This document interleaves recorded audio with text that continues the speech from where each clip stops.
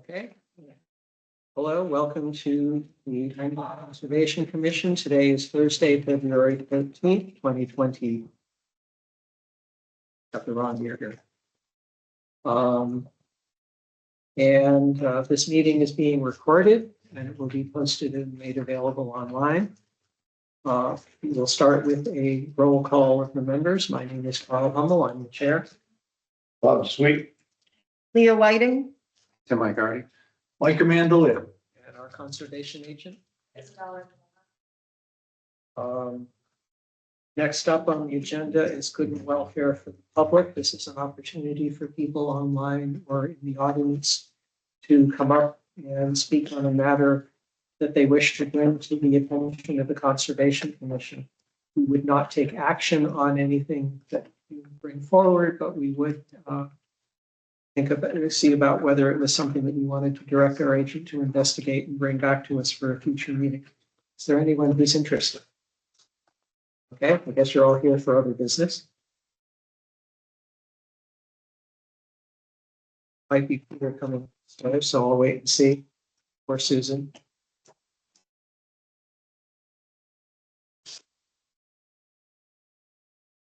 Yep.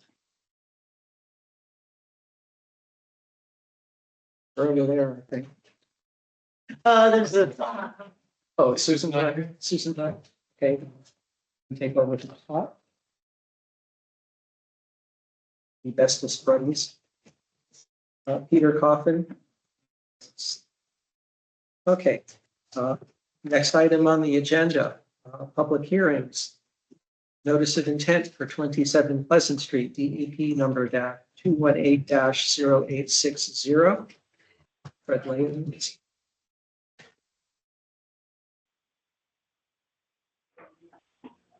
a plan. It's the one thing in the middle. There are plans over there, and Bob's looking at them here. You need to go around and take a look. Got two. It's one for each property. One for 27, one.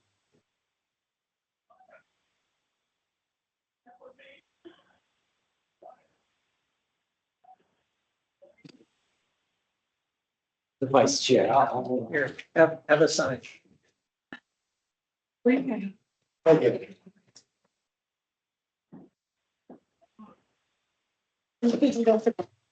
They're just like way far away from you.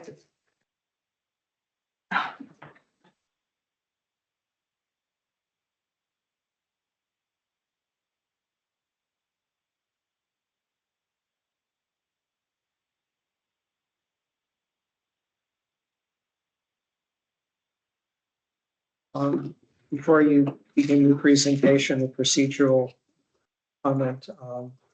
One of the staff comments is we need a butter notification form, affidavit of service in the green cards. For drop off? Okay, great. Is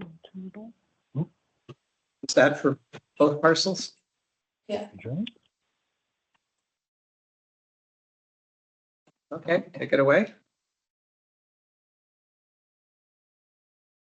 My name is Fred Lapham with Shade Engineering.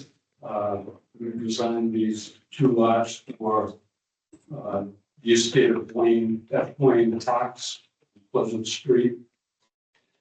There are two lots side by side. Each of them needed to have a notice of intent filed. And the first one is 27A. Or house number 27, it's lot 27A, house number 27.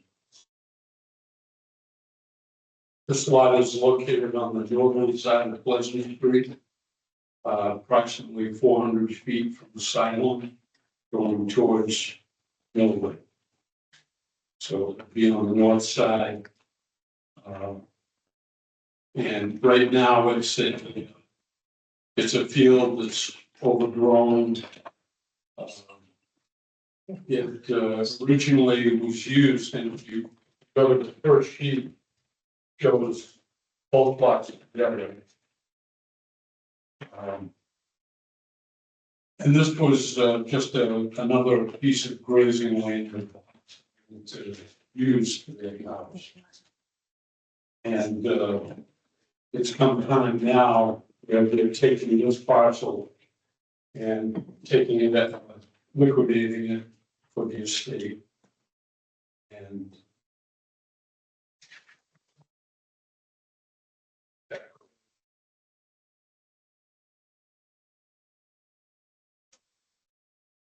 this house is 121 feet back from Pleasant Street to the front of the house. And you can see behind the house is where the septic is. It's a two-trench system. Which is about as narrow as you can get. And the reason we wanted to keep the septic narrow is so we could keep it fill as far away from the wetland as possible. So that's why we ended up, we tried to test this lot elsewhere, but gravitated back progressively. We kept finding ledge. It's higher up front, but it was dropping, so we followed it back until it dove down into the ground. And we were able to find some good soil right where we have that septic. We were able to keep out of the no disturb zone. It still is about 37 feet off nearest wetland location. And the septic is well beyond the 50-foot minimum required setback. Excuse me, Mr. Chair, just a technical question. I'm not seeing any elevation. It's kind of like it all went blank underneath that. On the main, okay, on this one's better. On the second sheet, didn't show up. Fred, are you talking on 27B or 27A at this point? 27A. A, oh, Yeah. What did I say? no, I just wanted to make sure I was on Yes, the right. 27. Because on the cover sheet, what it shows too, it doesn't show where the septic system is. On this one, it shows where the septic lines, it lost its elevation and it's not. The information's not there. So what's the distance from the line to the wetland? It's less than 100 feet, right? It's like 4 inches. I'm not saying there's no topo here. There's no line. That's not. No, be Oh, the other. what? I'm not sure. I'm not forgetting anyone. Well, I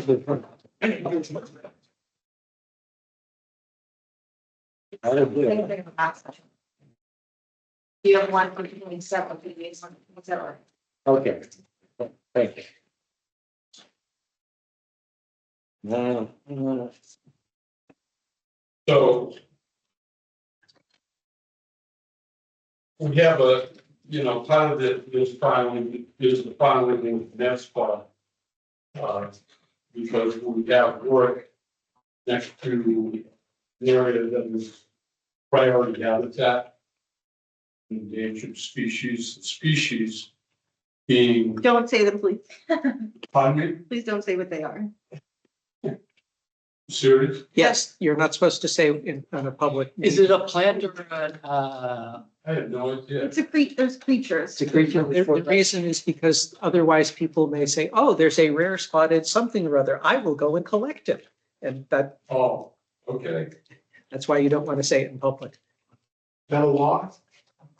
Probably not. It's definitely it's definitely the recommendation from the state DEP and endangered species. Is it a law? I'm asking, is it a law? No, it can't be a law, because it's a practice. I think if we're trying. Best practice or guidance? If we're trying to do conservation, it would be good to, even though he's building a house in priority habitat, at least try to protect what's there. Well, it's also a fine line. You want the owner to know what it is, so that they do it right. So he doesn't step on it? So the reason I came back to the whole entire site, the thing really driving these designs is ledge that underlies good soil where we have it. We found the ledge on the first lot, that is the only place we found suitable soil. But the Natural Heritage and Endangered Species Program, they are primarily interested in the buffer zone next to the vernal pool up front. So they want, you can see if you remember how that second lot laid out, everything is designed to maximize the distance from that pool. So we're kind of pushed in this direction. We would have liked to have found good soil elsewhere so that we didn't have to have septic behind the system, behind the house. Prefer to have it in front. But we weren't, didn't have a choice at that point. So this is our design. Do we have copies of that communication from? From National NHSP. Heritage? Yeah, we have the initial response asking for the revision. And then I think you might have sent them the revised plans yesterday, so they haven't Yeah. responded yet. But the revision was based on 27B/29, so I think 27A wasn't as much concern because it's not as close to that vernal pool. They're in our, the comments are in our emails Copy as of well. that that you need? It's in your inbox. What's that? It's in your inbox. Inbox. What inbox? Your computer, I guess. I do believe the comments were on the other agendas as well. And printed out. Thank you. So when we could, we conformed the edge of our disturbance to the existing edge of disturbance. But where we needed to get closer and into the undisturbed area, we had to take that liberty in order to be able to comply with Title V.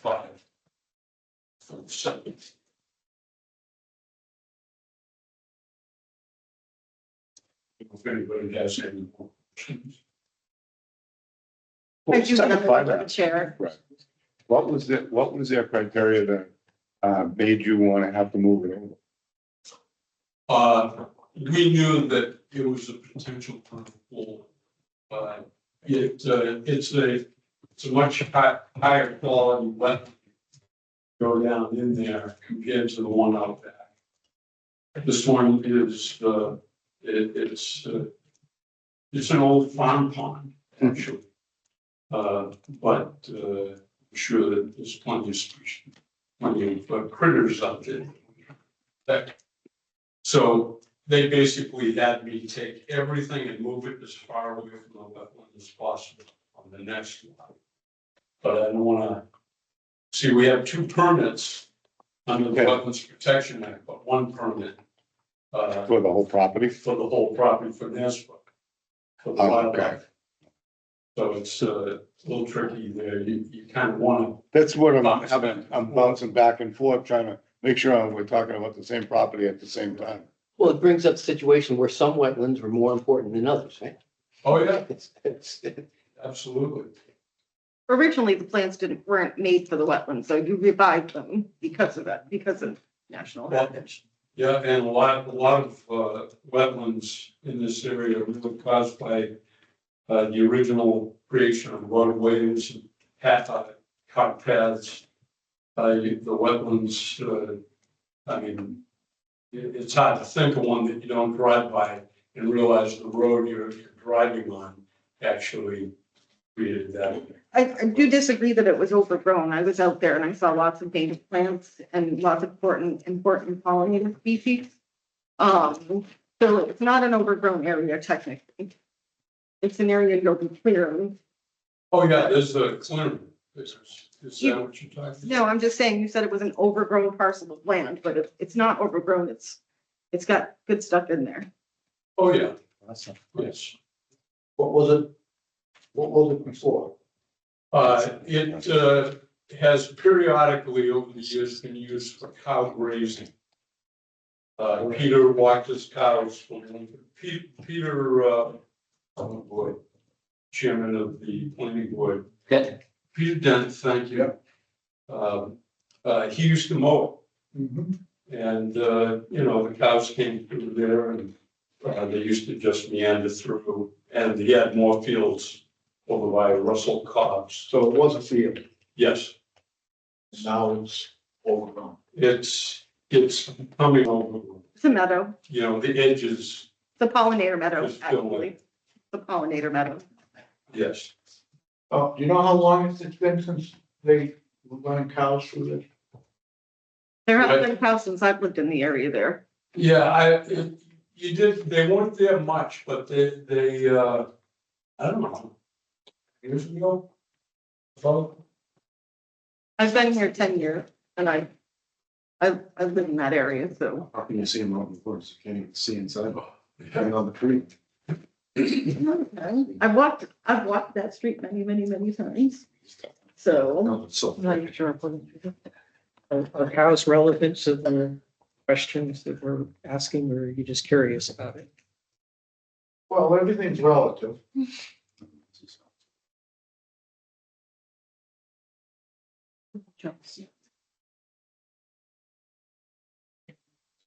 Okay, are there any further? one other question. Go ahead. Sorry, I have really bad eyes. So excuse me. There's two driveways there? Let me go back. yes. One on each lot. Okay. Fred, what's the frontage on both of those? Do they both have over 200? Yes. See, 431. The second lot, lot 29, has 431.85 feet of frontage. And lot A, total frontage is exactly 200. We tried to keep that lot line separating the lots as close, as far away from that wetland as possible. So we can't get any narrower. That was one of the things I discussed with NESPA. I explained that zoning requires us to be 200 feet. Right, without special permit. Right. I have a quick question. The septic system, does that intercept the groundwater table? It's hard to tell from. Or is it all above it? Sorry, which? The septic system that you did, is that above the groundwater table or is it? Oh, yes, 4 feet above. Okay.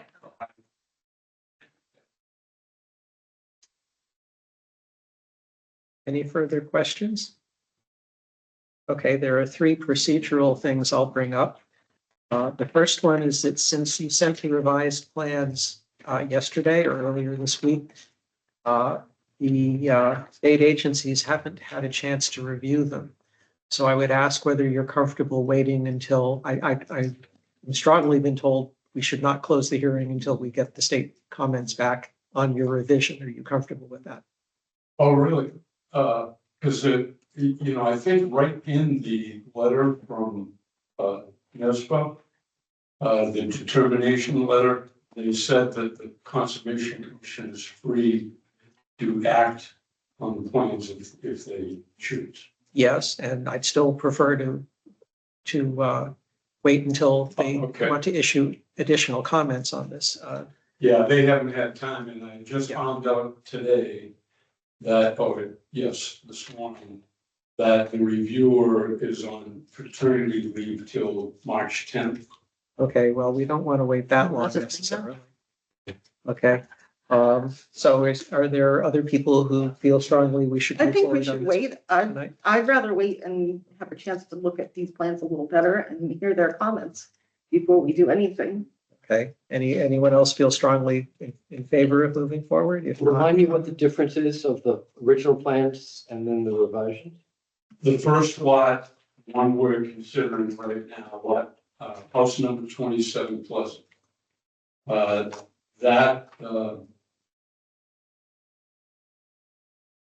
Sorry, What was the difference in the plan?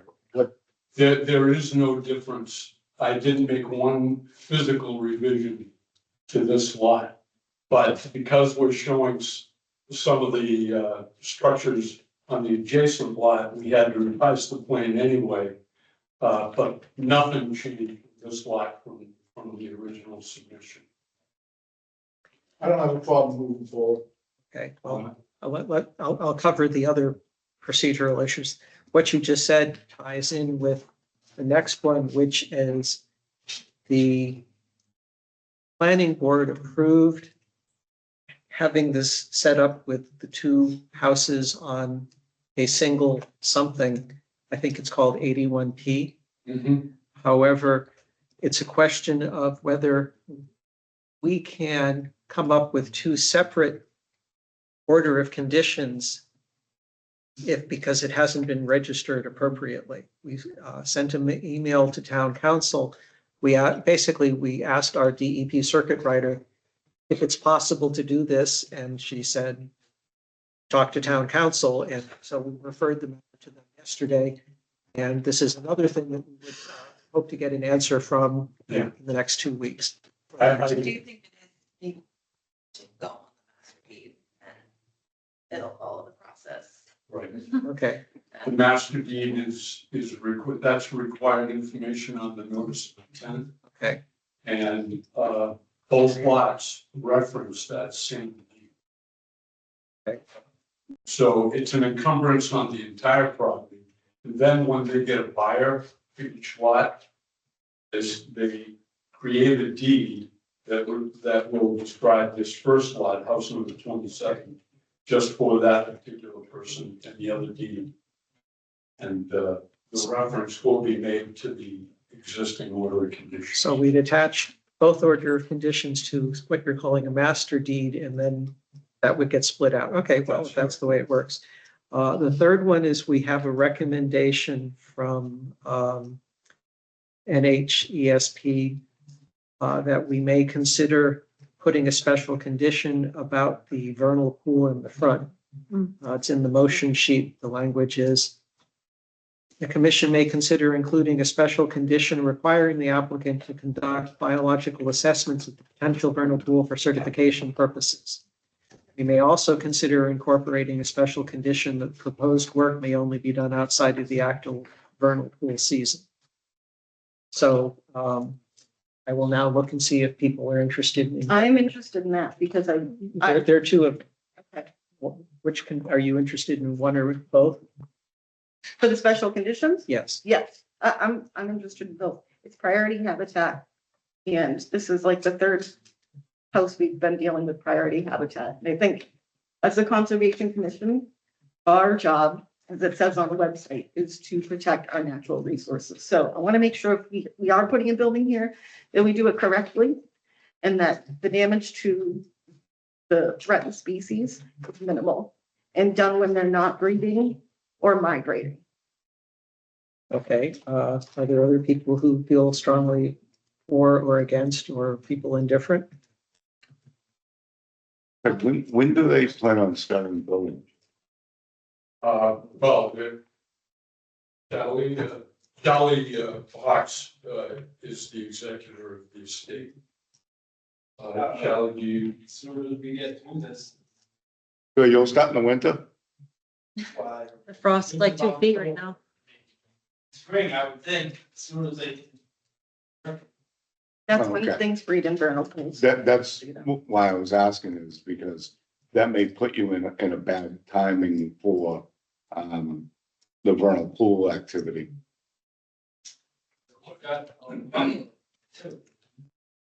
What was the time frame for that activity? For the vernal pool? I don't have that. Well, But usually it's spring. Or like early May, it would Okay. be March 30th to May. Yeah. Or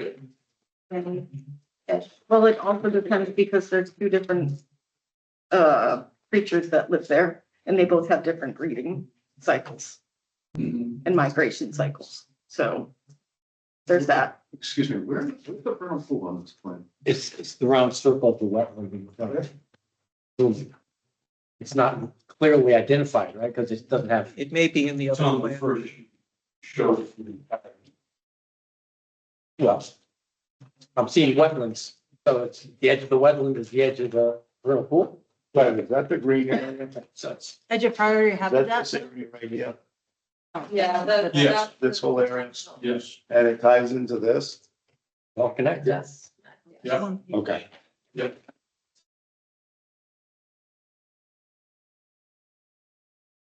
Strongly confirmed vernal pool? It's, No, that's what DEP suggested was conditioning for priority to certify it. So it maybe not turn out not be certified. It is a flag potential burn.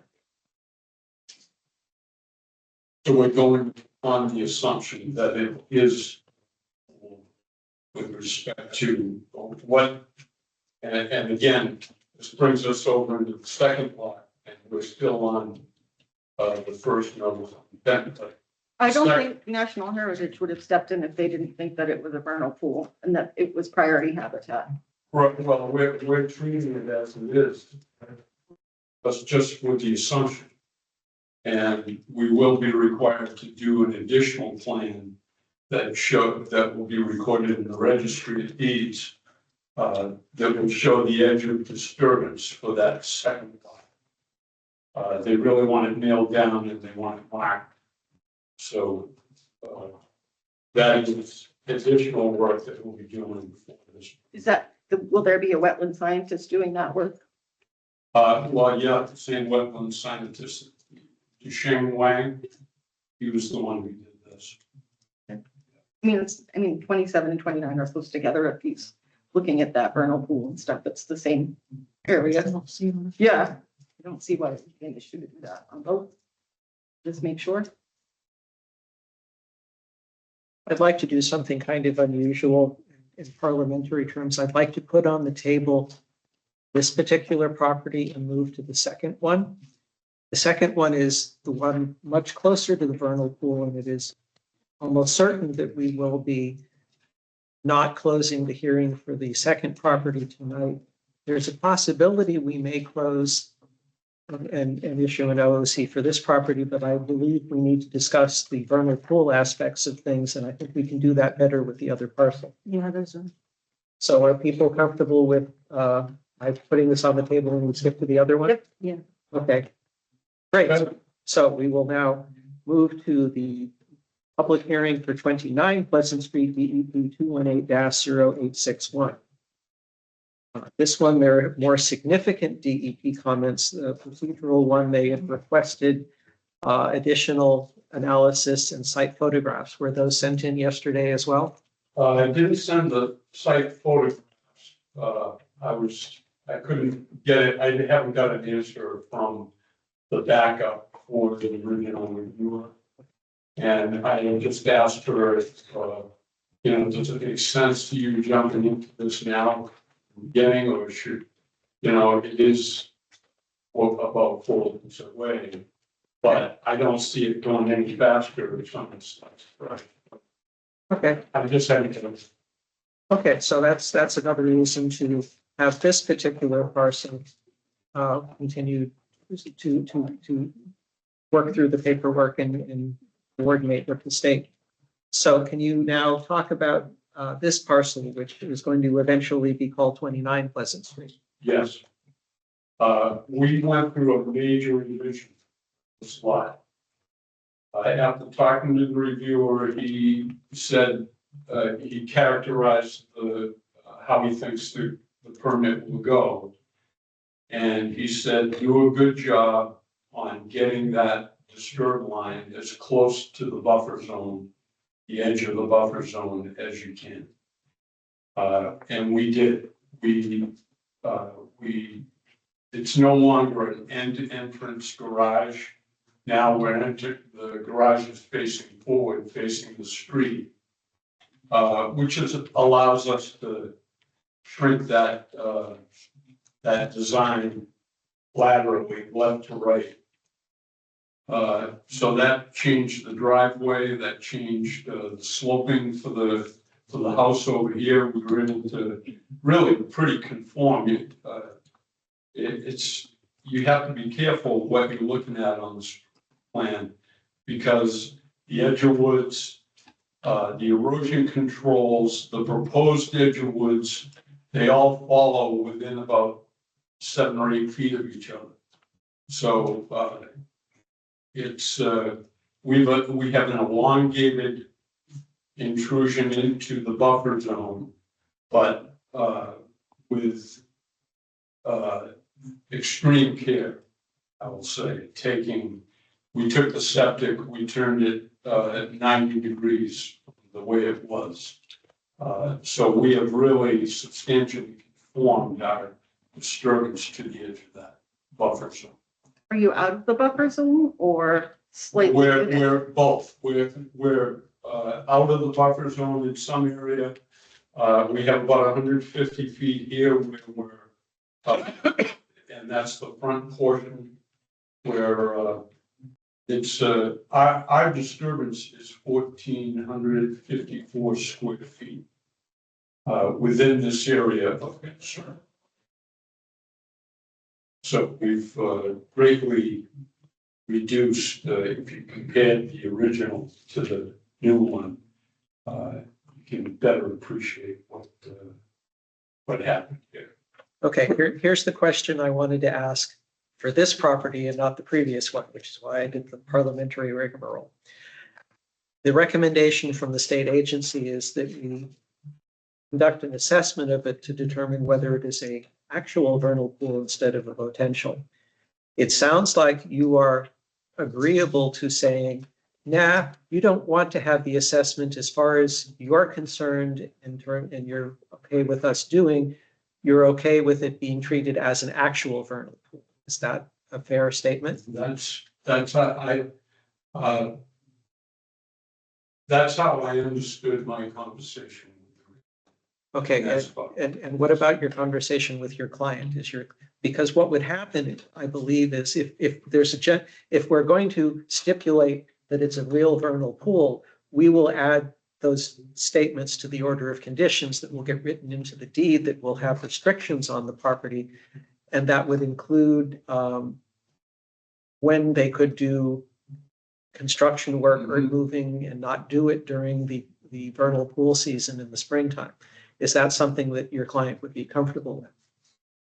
And again, that's not a question you might need to answer tonight because we're going to continue this here. Well, true, but I don't think we're going to go. I think either way is going to take us very close to the time when these amphibians are possibly traversing the area. So, Charlie, we haven't really talked about this, but I don't think there's going to be much difference in timing one way or the other. And going through the actual certification, that may actually take longer. That may put us further down the road. So I think I would, and the way I understood our conversation last, and maybe you said some additional thoughts since, I think we're willing to treat it as a vernal pool. Okay, that way, that makes it a lot easier for us to have the conversation about 27 Pleasant Street. If you're going to stipulate that it is lot 27B, 29 Pleasant Street, we are going, the Conservation Commission and your site management is going to consider it to be an actual vernal pool. Great, okay. Yes. So it's going to be marked, it's going to be, okay, the boundary is going to be recorded in the registry. right. Okay, Yeah. Bob, you were about to say something and I cut you off. Right, on here, from the corner of the house, it says that to property line is 148 feet, but it's going to a contour line. So, Which lot? house 29. But from the corner of the house, up there at the top of the page, shows it going to a contour.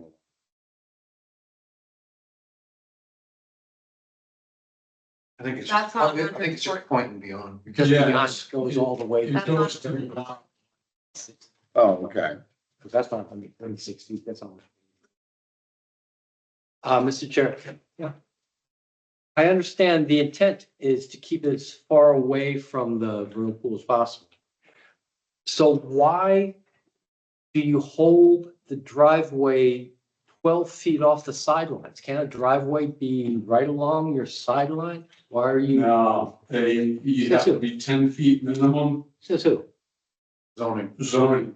That's a zoning bylaw. We didn't have them before. We didn't. Let's give them a shared driveway. We've done that before. But that would take a zoning variance to do that. Shared driveways? Precedent we don't want to set. It's not up to us. We've set that precedent many times to minimize impacts on the wetlands.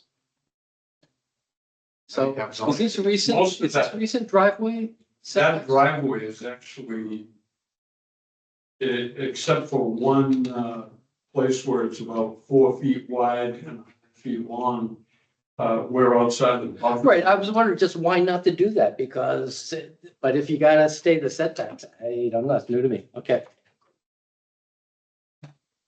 Yeah, it's 10 feet. We designed for 11 just because we want people getting less. The width, are we still talking about 29? Yes, So where's the well for 29? Behind the house, it's right up near the margin of Oh, the yeah. plan. Back.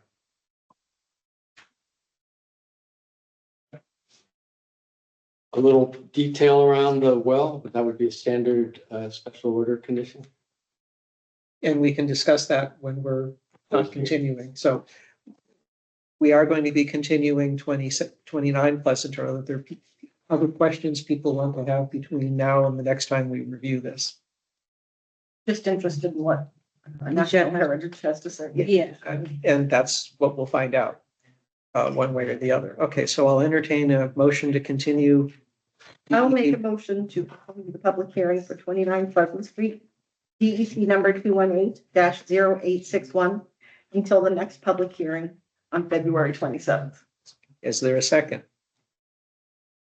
I'll second. It's been moved and seconded. Any further discussion?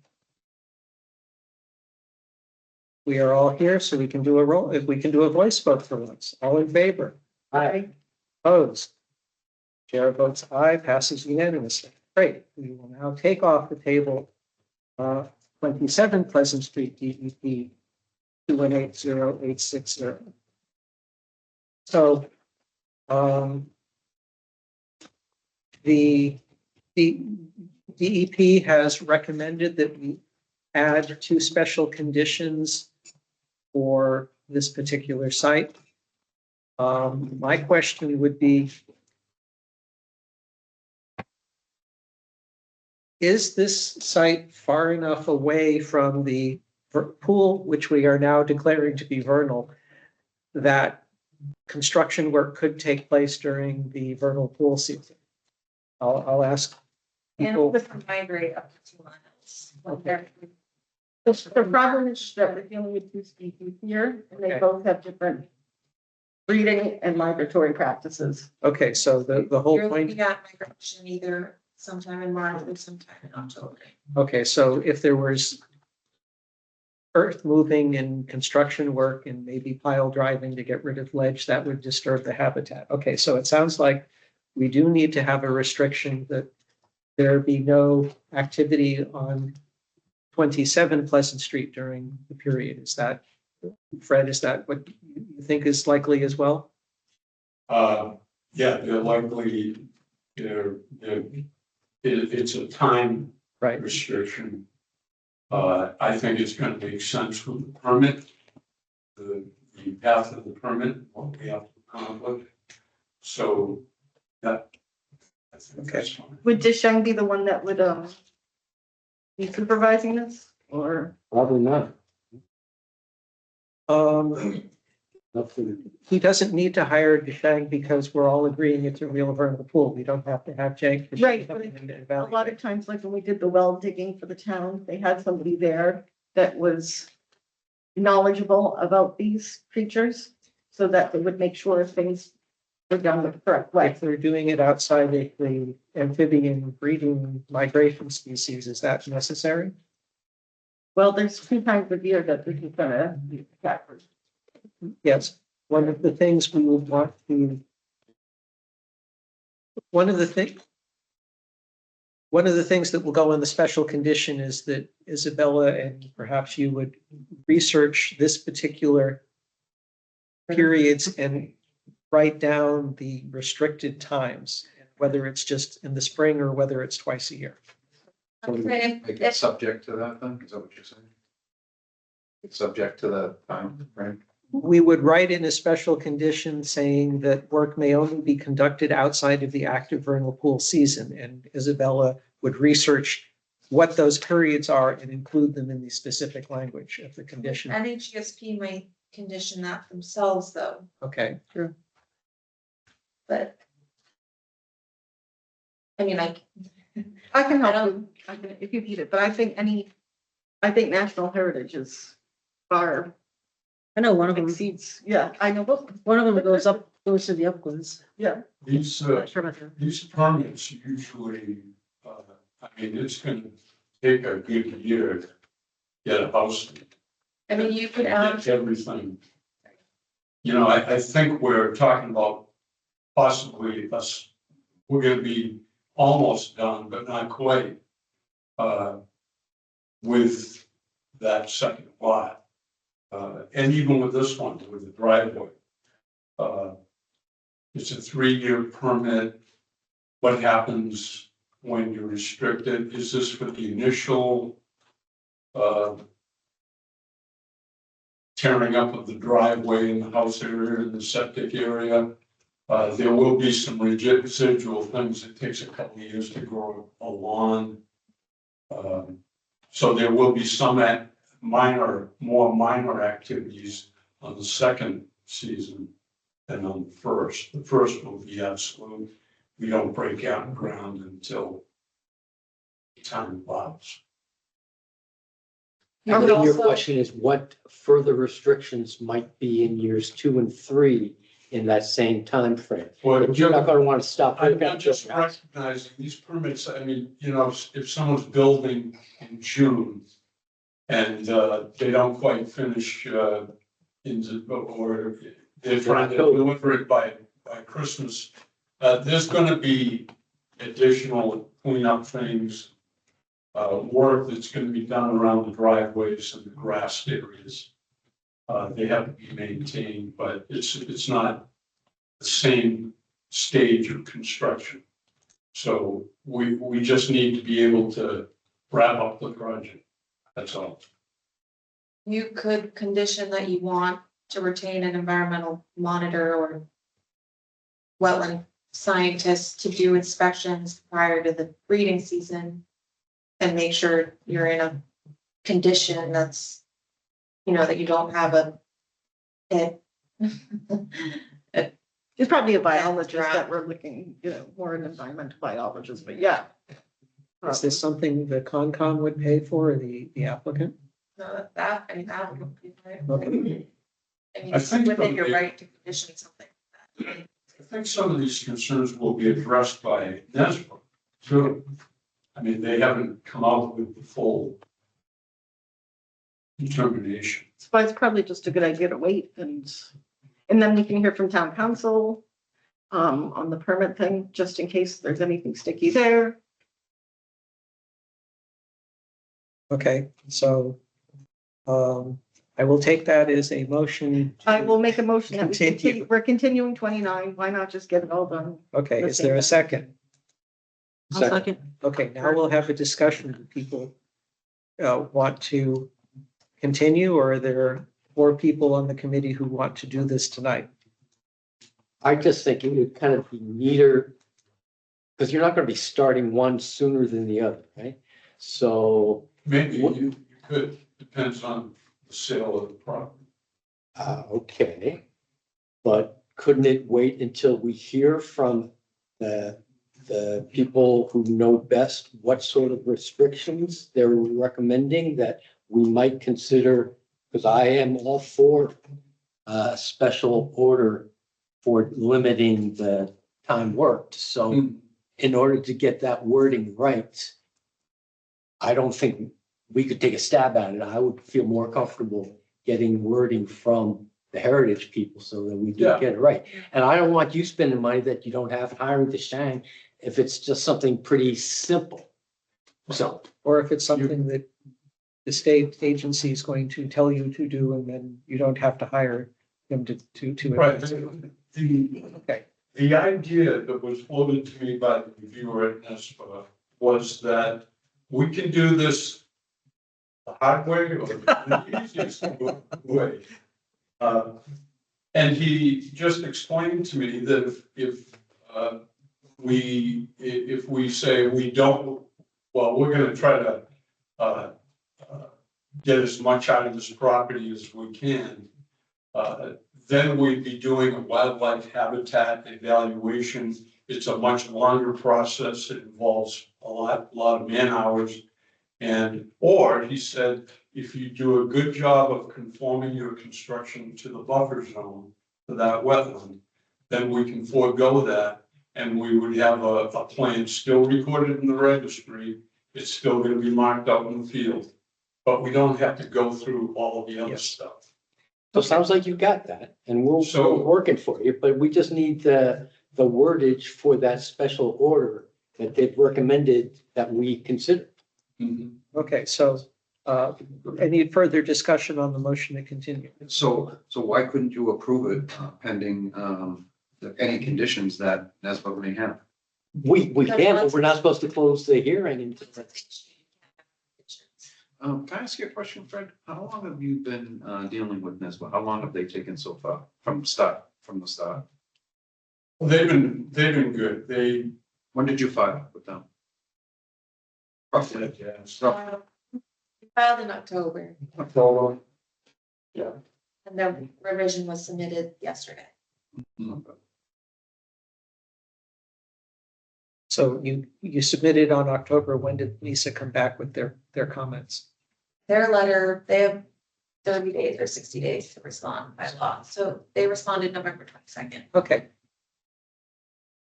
December change. Okay, so, I'll now call the question. All in favor of continuing? I, Aye. Opposed? Nay. Okay, chair votes aye, motion passes. So we'll see you in 2 weeks then.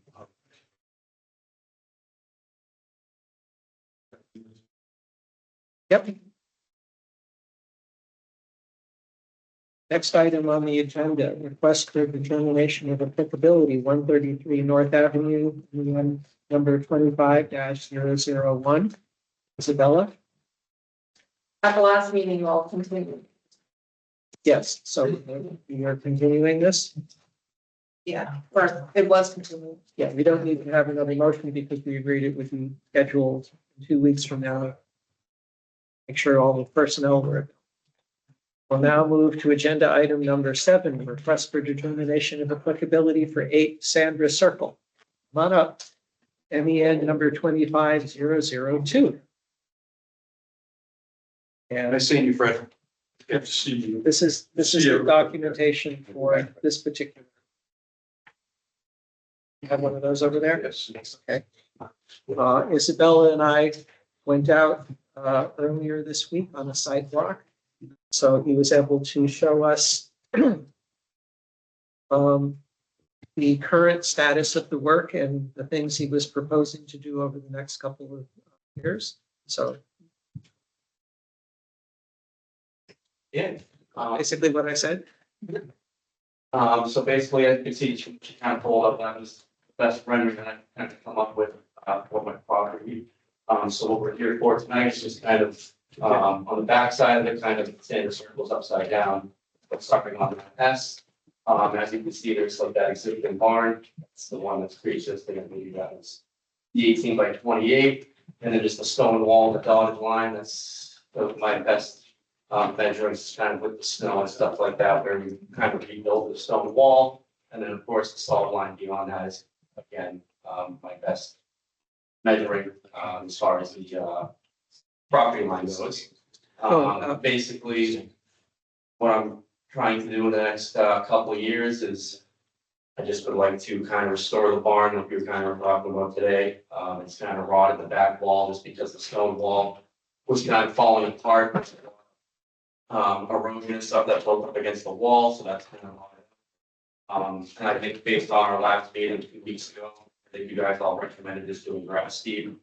I did purchase which I identified as what's Strong. the straw. So I do have that purchase. It's in the barn, but we thought it would be best to put that down once the snow melts.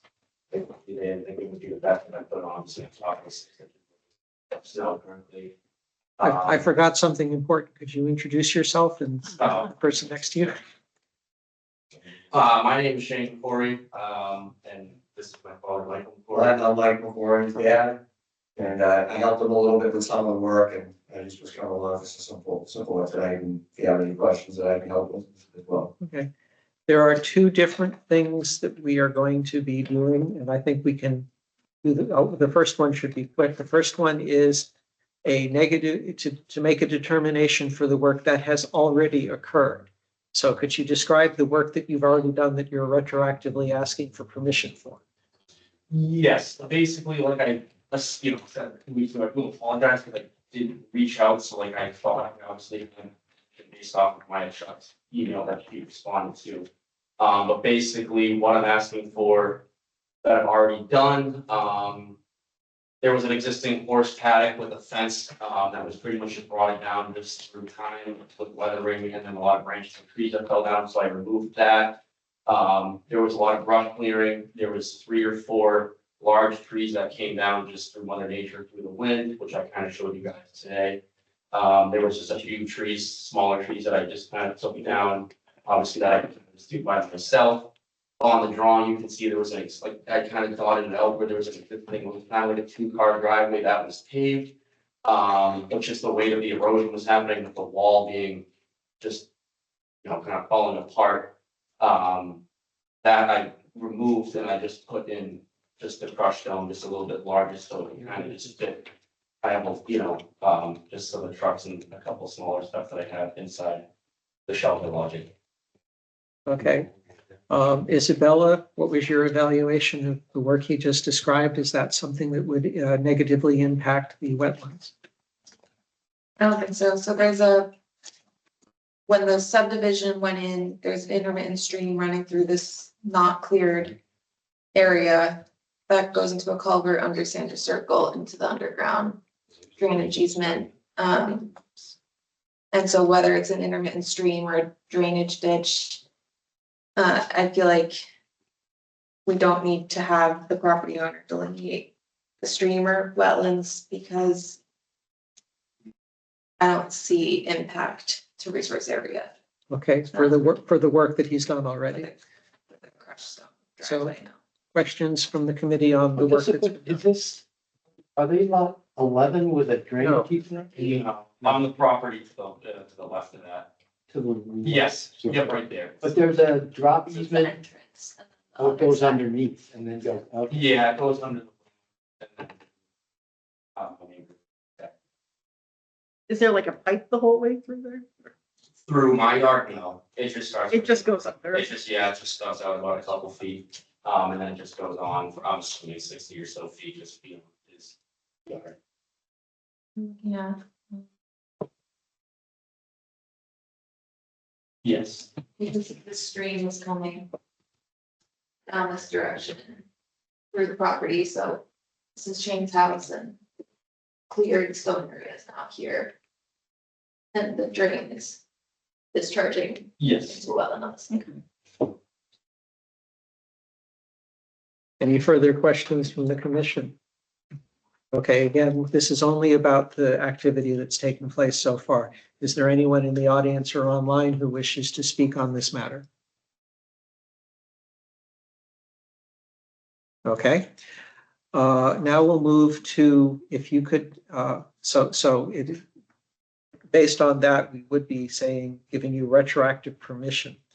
Since a RDA is good for 3 years and you have the ability to request 1-year extensions, are there other activities that you wish to talk about that you'd be doing that you'd want to check in with us at the same time instead of having to go through the whole process in the future. You mentioned something about a raised garden bed. Yeah, basically, like I kind of showed you, today, there was, again, like, my best assumption that there was kind of just a raised flower bed, just a little bit, just right over there. I don't know too much about it. He has a garden up in his camp in Maine, so that's something that I might want to try to get into down the road. So I just kind of included that in there just in case I do decide to kind of rebuild what was there. But basically, as far as the next few years go, like I said, I really just plan on just kind of putting grass there and just trying to restore the barn. And I kind of like the look of the paddock, even though I don't think I'll put any livestock there. I kind of like having the fence out and stuff like that. Okay, so a fence, would you be interested in putting a fence up to replace the one that was there? Yes, but if there's any complications, I don't have to do that. It Okay. wouldn't be anything shorter than, it would just be the same Okay. fence that was there. The raised garden bed looks to be far enough away that it wouldn't, we could very easily find that negative. Okay. The other additional work you're planning up doing in terms of fixing up the stone wall and the fence or whatnot. One of the things that we are not doing tonight is we're not delineating whether it's an intermittent stream and thus jurisdictional and then measuring up 100 feet. Mhm. All we're saying is that even if it is, the work that you've done is not impacting. So there is a possibility that if you wanted to do work on the fence or in the driveway, that might be within a 50 to 100 foot buffer, which is jurisdictional for the Concom.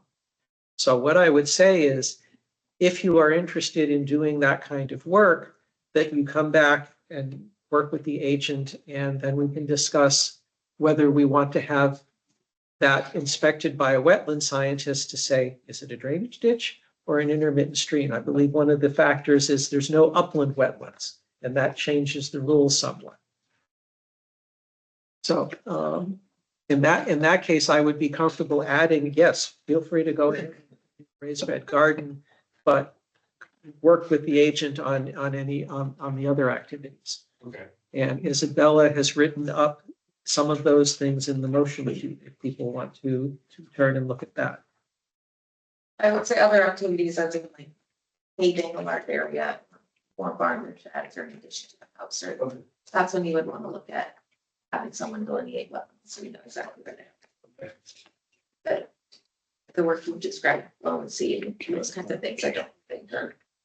Yeah, there's a little tiny footbridge going over the intermittent stream. It was there from the previous owner.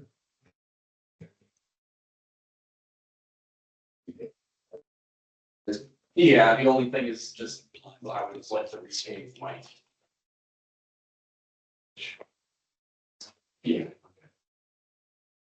Bob asked me for a clarification of what the bridge was when we were out on the sidewalk. It's a little curvy footbridge Yeah. over the intermittent stream that was built by the previous owner. Yep. Yeah, just a kind of throw it, just a small little section there. Yeah, a little depression from. Yeah.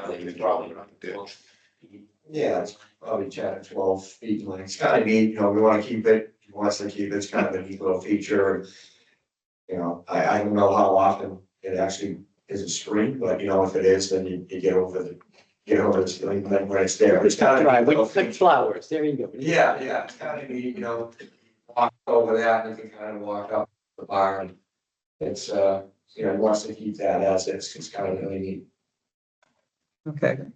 So one of the, if you look in this, in the staff comments and the motion sheet, we have a recommendation to have something called a positive 2B, which is basically saying, we're not saying whether it is a wetland or it isn't jurisdictional, we're just saying, we're talking in a hypothetical. And the second one is a -3, which is the one that says that the work that you have done already, as well as the garden bed, is, we're saying that is not going to adversely impact the wetland and you're okay to do it. And what this means is that when you want to do any further work, that's where you go and do a consult with the agent on future one. So I'll take a motion to issue a I'll make a motion to issue Already a with- determination of applicability with a positive 2B and a negative 3 for the property of 8 Sandra Circle, Mendon 25-002. Great. Second. Moved and seconded. Any further discussion? Okay, all in favor? Aye. Aye. Opposed? Chair votes aye, passes. With no dissension. So I'll fix that out.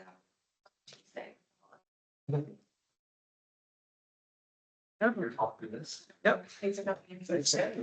Thanks for coming in. Okay, now move on to additional topics of discussions. That concludes the public hearing part of the meeting. A 31 Northbridge Street activity that has occurred on the property, potential violation of the Wetlands Protection Act and then Wetlands Protection Bylaw, and consider issuing an enforcement order. Evening. Hi, I'm Jeff Dillon, to the property. Excuse my coughing periodically. Not David here, I'm attorney, from the RDJ. Attorney from what? I'm sorry. The RDJ from southeast of Massachusetts. Okay. Usually my voice is improving, so. Okay. Isabella, can you, I did not attend the sidewalk for this, Leah, you did, so if you can give the background on this? Yeah, this was a complaint submitted by an abutter for work occurring on 31 North Bridge with a construction of a road or access road, going to the back property on 9 Forest Park Ave. And she complained of tree removal and had a photo of a stream crossing. And so that was when I contacted you, Jeff, I think. A phone call, a couple phone calls, and it was over Thanksgiving and then Christmas. So it put us into January, but we were able to schedule the site walk that Leah and I went on. We did see the road that's been constructed. There's a couple of stream crossings. I have photos I can pull up on there.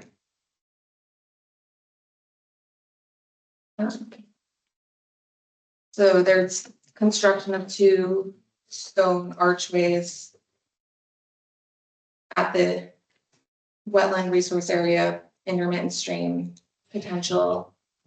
And these have culvert. Nice stonework. Yeah. And so that's the first stream crossing observed. There is landscaping along this access road. This is the location of a second culvert.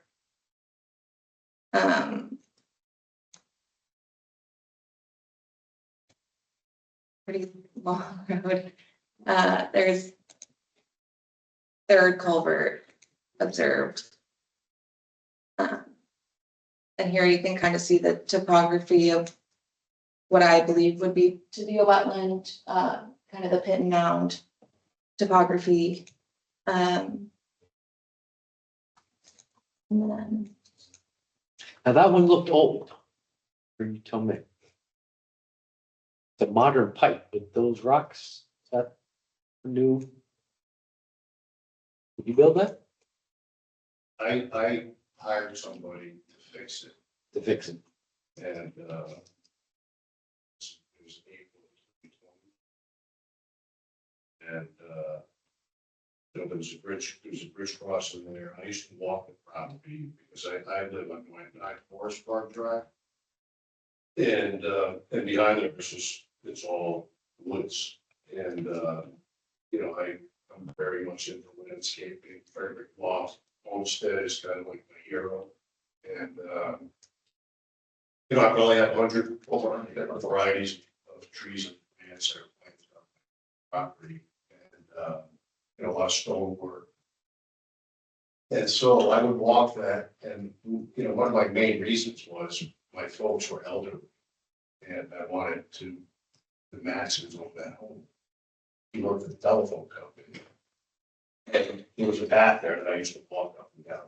I write that letter constantly, probably 25 years. 25. And I called, they invited me over to their house. house, they're probably, and, so they asked, they don't get all my letter, because you asked, does it? My father passed away, but my mother, my mother was elderly and, it's kind of fallen upon me to take care of her, so, I had a relationship with my mom, so I purchased a house and, fixed the house and moved my mom in. But, I thought it would be a great idea if I could improve the property behind there so I could walk back and forth to her house and have her walk, not where she's walking on Northbridge Street. Because I wanted her to stay active. So, that was kind of like the labor of love. Didn't really have any idea that I would. Well, because I was wondering, the bridge is kind of narrow, so it's pedestrian, but the road is, how wide is the road? Is it more like a cart path? Or it's constructed with gravel? It's large.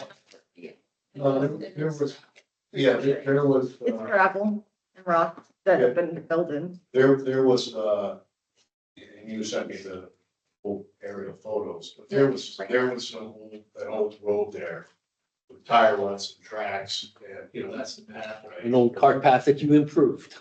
That I improved, and the reason I did it was behind Well, yeah, this is 31 here. And we're talking about a road that's going up to 9. And so this is 2020. I can see why you did. And so, I usually bring in somewhere between 70 and 100 yards of mulch each spring to do my property. So, they would dump a couple of piles up front, and I said, well, these would be great if they could dump it out back, because the way my house is on Forest Park, you really can't get to the backyard. And so if I ever had tree work done in my backyard, they would come down, and, they would leave these big ruts. So I figured, because I have a horticulturist, I have an arborist, and I have tree work pretty much done every year, like pruning, just to keep the trees from, like oaks, they get a lot of dead wood in them, and, just in the winter, so I don't want to be a whittling, I don't want to get into whittling. So, I've pruned all these trees pretty regularly for 25 years. And so I thought it'd be great to be able to, there's a garage that's kind of in the back of 31 Northbridge. And that's kind of what started to make me think, hey, look, I could have my mulch and I could have my tree guys down there. They could work on my property. And the dock spots all along the whole property, is that all wetlands or, Yes. and the road goes from, So here is. how long is the road? Oh, It's long. Honestly, To today. it's like, yeah, there's my house right here, so it kind of runs. It kind of runs like all the way down here along this. 600-700 feet? No longer. A quarter mile. And, like originally when I moved in here, I had a lot of work done by it. The guy that was the estimator was on the conservation, so he said, fine, get nothing to worry about. Ah, well, there is your problem. You might know that guy. I don't know. It was in the 1990s, so. Well, the Weather Protection Act was different in the 1990s than it is in 2020. Yeah, look, I'm here and I want to wire because I don't want any problems, and, I'm here, I'm being straight up with you, I just, Isabella came out, you came out, property. I think you know, as I said, I'm not looking for any problems, they just, had some nice stone walls built because I thought it would look good, and. How much of the stone wall was renovated? What percentage? Of the stone wall. Bridges are all big. Just stone walls were new, I just, where the paths, where they cross this, the stream, behind my house, I built like Well, you got the pictures of the stone. I mean, here, I was gonna build a couple more. It's that one where you said that where it looked really old. I was gonna build another stone wall, stone wall, when it looked kind of like an arch. Over that, and I just thought it would look good. Well, Mr. Chair, I can see why he did it. I Yes. just can't see why he thought he could get away without doing the wetlands. So I don't know what the fix going forward is if we Well- can hire somebody to review it. That's and a staff that's- comment. Well, that's, Yeah. sounds good to me. I don't think you had any malicious intent, but I also think you're kind of the poster child for what not to do in the wetlands, so. Yeah, Okay, so we have a draft EO as part of our motion sheet. Did you share it with the homeowner and his attorney? Okay, Yeah, I kind of catch. I drafted it this I'm in the afternoon. dark too. I'm in the dark too. okay, so I will read out the language then, so that if you give them a copy, so recommended enforcement order would require that the violator nominate to the commission a qualified wetlands consultant having at least 5 years experience in wetlands delineation and restoration by the next meeting of the commission, Thursday, February 27th. The approved consultant would assist and confirm with the assessment, removal, and restoration procedures as required under the order to bring the property into complete compliance with the Massachusetts Wetlands Protection Act.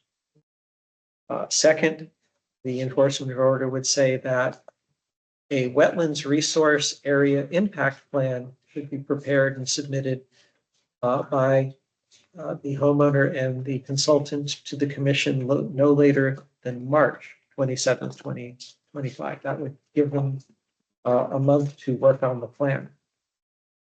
The plan would include the following: A square footage calculation, calculating any and all impact to such identified resource areas, including but not limited to square footage of the bordering vegetated wetlands altered, intermediate stream filling, and buffer zone impacts. B, a scaled site plan showing all resource areas, impacted resource areas, and restoration areas. Flagging should be numbered consecutively on site and on the site plan. Each resource area line delineated would be indicated on the flag by letter and consecutive number and indicated on the corresponding site plan. The plan should clearly indicate the 100-foot buffer zone to the BBW and any intermittent streams. And it should include the buffer zone for any adjacent properties to the development. The third thing to go in the EO on acceptance by the Commission of the Wetlands Resource Area Impact Plan, a draft resource area restoration plan should be prepared and submitted to the commission no later than April, so 1 month after that. That plan would be for a restoration of the BBW intermittent streams and buffer zones, and it would include a detailed narrative, a detailed restoration plan showing compliance with the performance standards for each identified resource as detailed in the WPA. So you have. Are you asking me to approve that? No, I'm asking if you have any feedback or if you have any questions. One feedback is that under Oh, did I say it wrong out loud? Or, okay, so yes, the RARP would be due April 24th, 2025.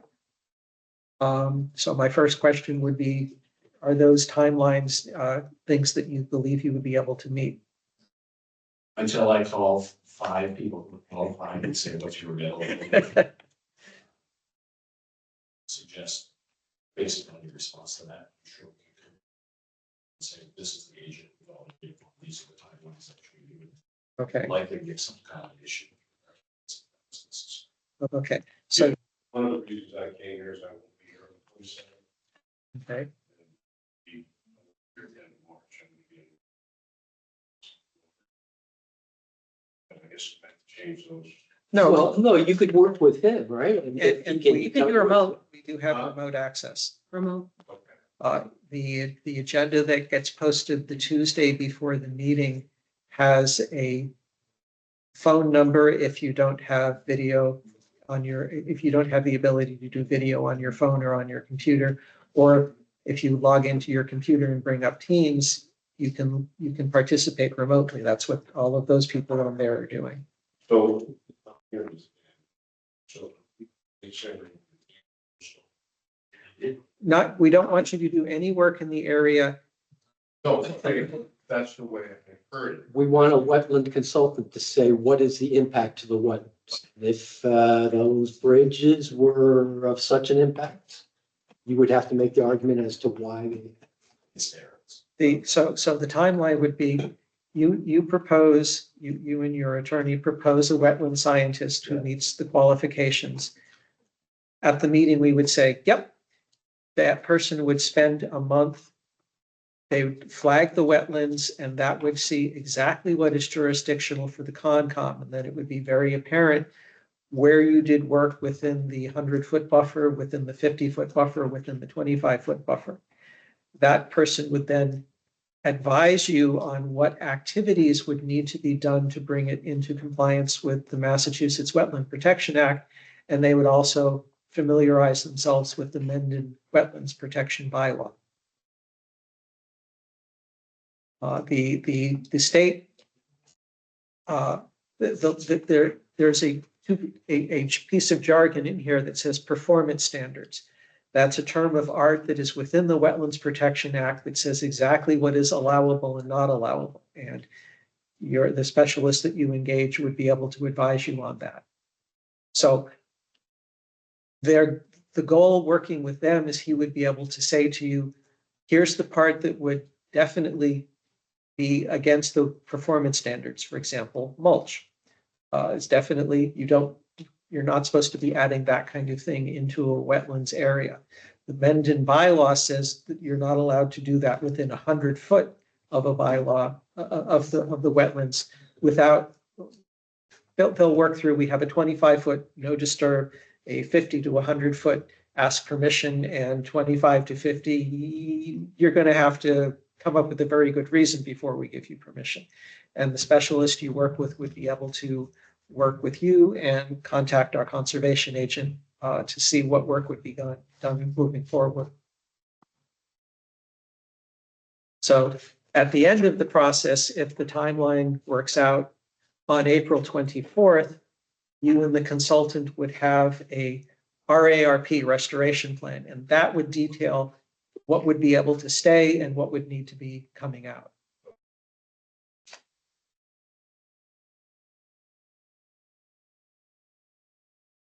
Do we need to make a motion? Well, the enforcement order, I make a motion to issue an enforcement order yes. for violation of the Wetland Protection Act and Mendon Wetlands Protection Bylaw at the property 31 North Bridge Road. Okay, is there a second? Any further discussion? All in favor? Aye. Aye. Opposed? Chair votes aye. Passes with no abstention. So we want to go with 5? We're full, no 7. Okay. So as Isabella said, Monday's a holiday. Do you expect you'd be able to? I think I'll have this one out by certified mail tomorrow and get you a digital copy. If this is, I mean, it's, this. Yep. And so she will send an email. If you have the attorney. I'll send. Okay, great. Okay, Thanks for coming. thank you for coming. Is that your jacket? Yes. I love to get so. All right. Next up, certificate of compliance request for 35 Taft Avenue. It's been a long road, but we're finally here. DEP number 218-0841. It all started with tearing down the old building, and now you have a nice thing that looks like it's been transplanted from Arizona. This is another site walk that Isabella and I went out to. the site. There is work that will be done on the interior of the house, but the exterior landscaping has been completed. Grass has grown in. There are some pictures showing it. And we also saw a very nice crop of grass underneath the dock and underneath his back porch where the snow is kept off. There's some irrigation pipe that will need to get fixed, but that won't require digging much in the way of dirt. Fixing the inadvertent cutting that happened when you were doing the previous landscaping.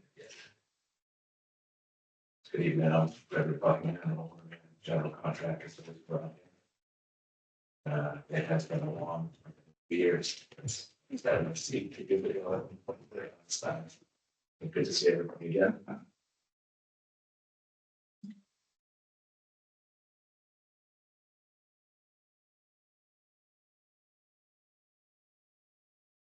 So any questions from the commission about work or? Isabella, how did everything look? It was good. There were a few notes from GH about changes that are written in the motion sheet, that we reviewed on site. So the drainage swale wasn't constructed, but the yard driveway had been graded to slope southerly and runoff in a captured trench drain that ties into the foundation drain. Some hardscape stairs were made wood. The foundation drain outlet was demolished during demolition, was replaced with 2 foundation drains. Downspouts are 4 inches instead of 6 inches. And the paved driveway apron ended up being concrete. I had 2 comments that observe the foundation drain outlet is right on the beach. So if there's a lot of water coming out of the downspouts, you might see the beach sand eroding. So maybe in best interest to pull it back and have some like grass in front of it to prevent that, or putting in some riprap in a little circle. Slow it. Are there 2, each corner has its separate foundation with an outlet? That's correct. So on the existing house, original plans, the foundation drain from the old house. And what happened was when we were excavating to do the lower part of the back part of the house footing, we hit that drain. It was just a piece of PVC, so going through there kind of crushed it. So kind of impossible to, the engineer had voted to tie back into that, and because when we crushed it, it was it's mangled. So at that point, just replaced it and each side so that it didn't really produce the thing to the center. Now this person all the water from it could be on one side, kind of keep it to one side, and on the other side, keep it to the other side. Right, it's just where it comes out, if it's, I gather it's pretty flat, right? Because you got 2 options. One is to break it back further, so it's not quite right at the beach. But I don't know if you're buried in there. So it's elevation, so then your other option is to put a little outlet protection on both. Or they come out. So you do riprap on both sides. Sorry. So you're gonna have to do some kind of riprap or something to slow the water from coming out of the drains on both sides now at this point. It'd be 2. Yeah. But what I explained to Isabella is, they do make so the pipes that do come out, I did put a grate on them to try to slow down as well the water. So if they're not open pipes, it's just gonna send it out. It has a grate on it that, it's gonna slow down the water. Like a diffuser. Yeah, it's kind of like, It's gonna keep the water sinks from going up there. yeah, it's gonna keep it's out the snakes and everything like that, but that will also slow down, so you're not having a flood of 4 inches. Gonna really slow it down, the leaks clog it up. But that was actually one of my things was I mentioned to Isabella on site that they do make that same grade foundation 45 that I can cut it back to the grass. We're on the grate on a vertical rather than being on a 90, I can put it on a 45 to try to slow down as well. But what I'm worried about with that is if I'm on a 45, I get any kind of standing water, or when the lawnmower goes over the grass, you get all grass shavings and leaves in there, now that drain's gonna clog. So that's why I went all the way out and I put it on a 90, so at least now you don't get any backup or any clogging in that drain. If I get clogging in that drain, that's going back to my footings and foundation, which could compromise the house structurally for time. So I think, I mean, I'm. What's the best way any to fix it? suggestions, but I would think that doing like a swale at the end would probably Okay. be best to allow that you do want the water to get out, but you don't want it to, like you're saying, send the sand. Right, just get it going until you get some good grass growing, because then it should be okay, but until then, it's It's not a grass issue. It's the beach, right? going right here with. Did you go out there, Carl? Did you Yes, go I out was there? out there. Was there any flow when you went out of those pipes? No, Probably not. I was just gonna say, that it is the footing drain, So it's fine. it's really, in theory, I mean, in a perfect world, you don't want any water going out there. Because if you do, then you've got high ground. It's not Russian, it's just gonna be easy. That's what I'm. Where is the roof drain?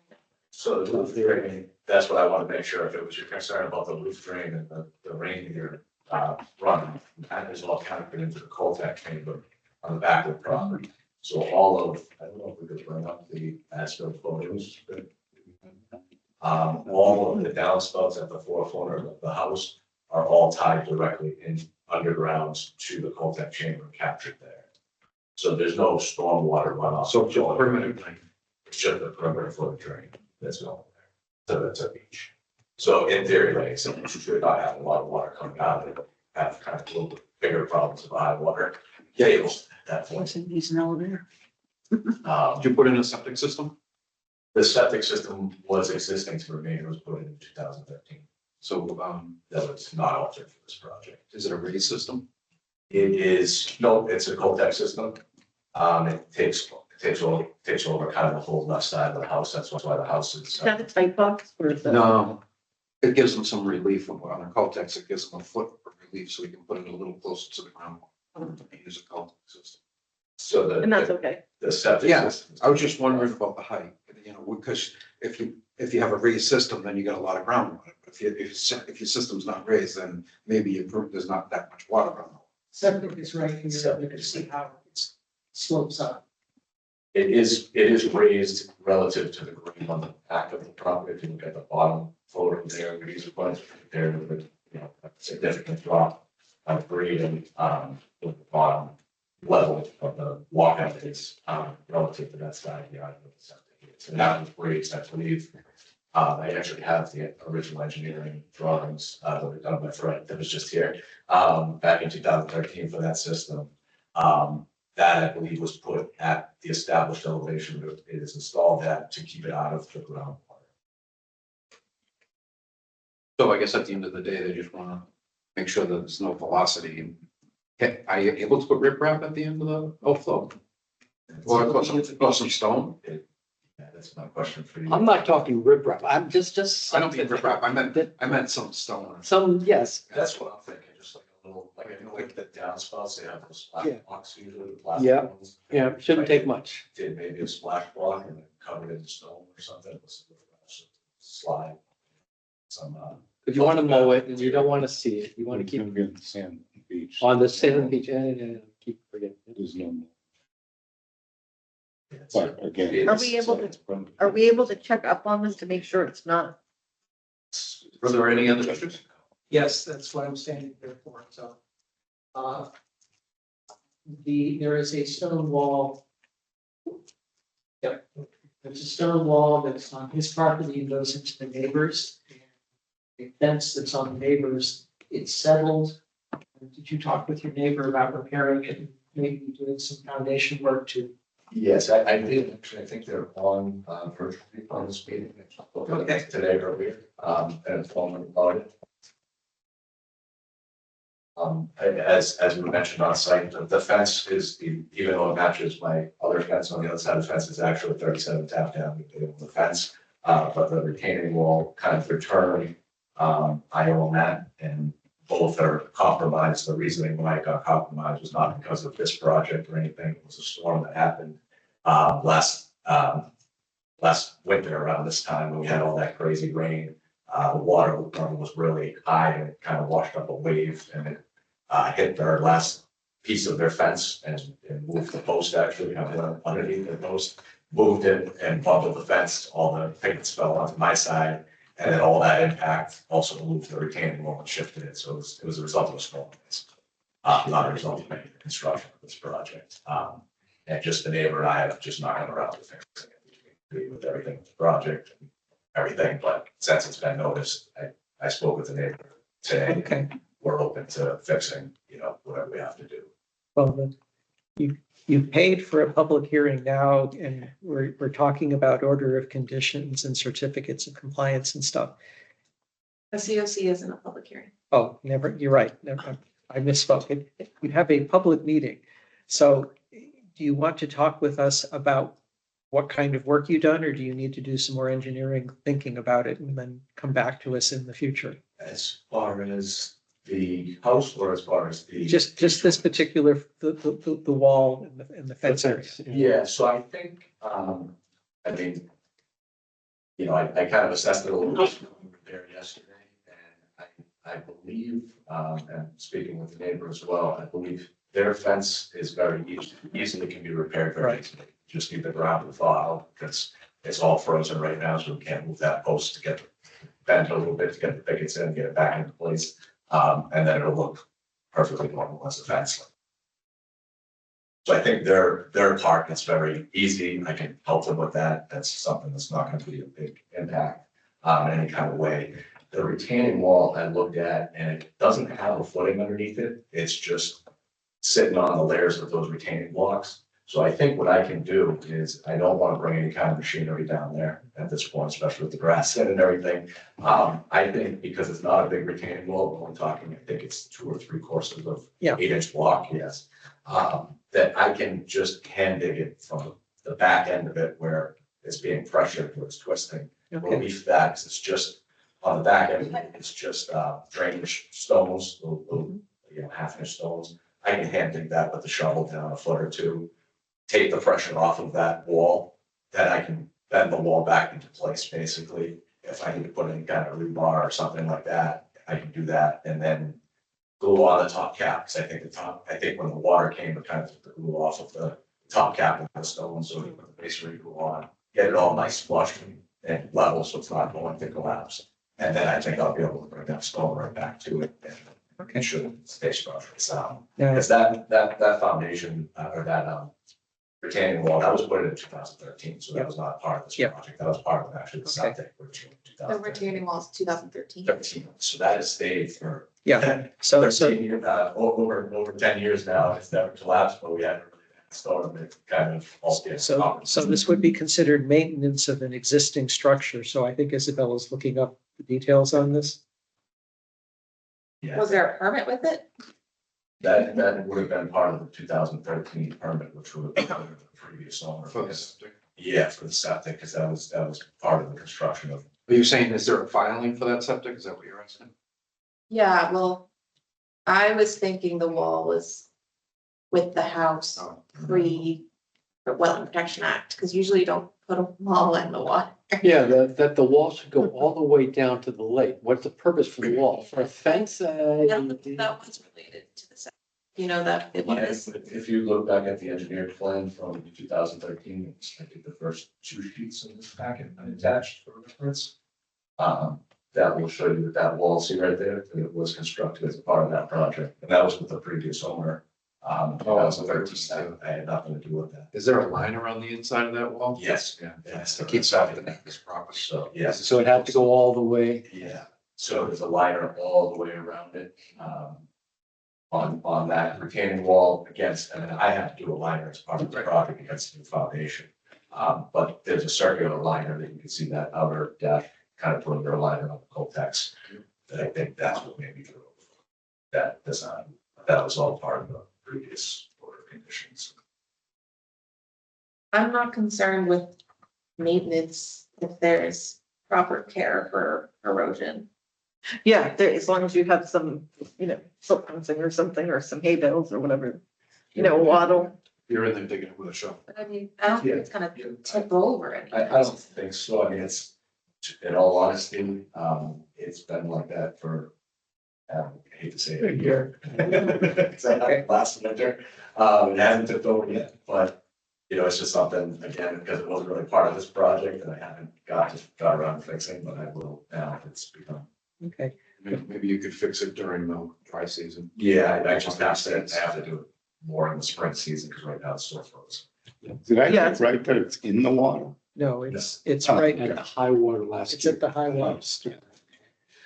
The other thing we observed is you talked with us about the removable dock and how it's stored. And I would like to thank you for following the appropriate process for making sure your dock is gotten permitted by the Yeah. state. I do have my, I should have emailed this meeting.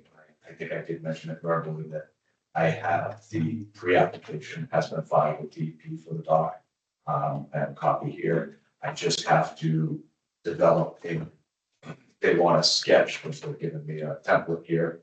They want a visual sketch of the actual dock with measurements and everything. And then that'll push me to the next step of the whole permit process. So it's in process. I didn't realize personally how long of a process it actually is, but it's easy, but so I'm probably, I think, midway through it. I think I have 4 more steps or something after I submit the sketch, and I'll try and get that going. Gonna be the spokesman for the Lake Association. Yep. Yes. All right, any So you other want a motion? comments? Just one question. Yep. I'm seeing here, it says that a 4-inch pipe, roof drain pipe was installed. Is that, and it should have been fixed. Did you fix that? Or is that what we were talking? No, about? it's replacing a 6-inch. He's replacing the existing, the old 6 is now 2 new 4 inches. And that's okay. Yeah, so the engineers ran calculations, what happened was, you know, due to the size of the house, it was, I guess, borderline that you could go 4 or 6. They kind of a little over engineered it and decided to go 6. For footing drain? Yeah, that's what I thought. So I had my excavator kind of challenged it a little bit because he's like, Yeah. and I'll be honest with you, the last time I put 6-inch pipe in the ground was on a 10,000 square foot commercial building. So for a 2,000 square foot house, 6-inch was very steep. And I kind of, you know, we challenged the engineer, they ran back, they did the calculations, they said, you know, you're within reason, you're, you know, 4 is fine. I mean, every single house, I think, on the entire lake has 4. I'd be the only one that would have had 6. So It's perforated pipe, so you're never gonna use the whole. yeah, that was my thing. I'm like, and so just to give you all the details. So at the roof, all of the gutters are all 6-inch up there. Then all the downspouts, I went with the oversized ones, the 3x4s instead of the 2x3s. So you're transitioning from 6 inches at the top, which is gonna catch 2 4. Why would you transition again to 6? It didn't make sense. And so we just stayed. That was my goal. It was just 4 and carried on at 4 because once you have it coming down 4, you're not increasing at that point. You just said it. Okay, so what was the final, did we come to a consensus on what to do about the two Outfall pipes? protection, Outflow, yeah. keep it simple. Well, what would? Some stone at the outfalls. Okay, And do you think like one of those, splash? It shouldn't be necessary. You told me there shouldn't be a whole lot of water coming out there very actively, so. I would design it or to do it the best way I think possible. Like I said, I think I would give you from where they are because if I do pull them back, it's gonna just get bombarded with grass and leaves and be a mess. With them being vertical, nothing can get up in there, so it keeps them clean. So the water will come out. But I agree with you that we can put something at the end. I think my best design thinking wise and construction wise would be if I put down maybe filter fabric, which will help keep the sand still. And when the water hits it, it'll filter down instead of washing the sand. Put just a little, I don't know, 2 foot by 2 foot square or something like that. Put the filter fabric and then sprinkle the crushed film with, you know, a couple inches thicker crushed films, which is kind of, you know, the same way you do a Slows down velocity. Exactly, slows down the velocity in the same way. But you want more crushed stone, what do you want, 3 quarters? Mike, you want 3-inch stone? I would say a 3-inch minus. Yeah, 3-inch minus, and that way there, you got a little bit of a size, Yeah. so it doesn't get washed away if there is a fairly large flow. Yep, Is this going to be a hazard for when your kids are running on the beach barefoot? Thinking, throw it in there. I'll make a motion to issue a certificate of compliance for 35 Taft Ave with the addition of protections at the outfalls. Second. Been moved and seconded. Any further discussion? All in favor? Aye. Opposed? Chair votes aye, passes with no dissent. Okay, To do that and see if the doctor. If it does work. We can come check it out if we don't have a party or something. got a great view. I'll put it out next week. Thank you so much, everybody. Okay, agenda item 10, certificate of compliance request for 116 North Avenue, DEP 218-0400. So we're going way back in time here. You request for a COC for an order of conditions issued back in 1998. A partial was issued in 1999. Isabella? Yeah. Have a good night. Margaret came in, she had her house refinanced, and the lawyer caught that the order was still open. This was part of a couple of subdivisions by Robert Patola on North Ave. The wetland or intermittent stream bisects the property. And aerial image, most recently.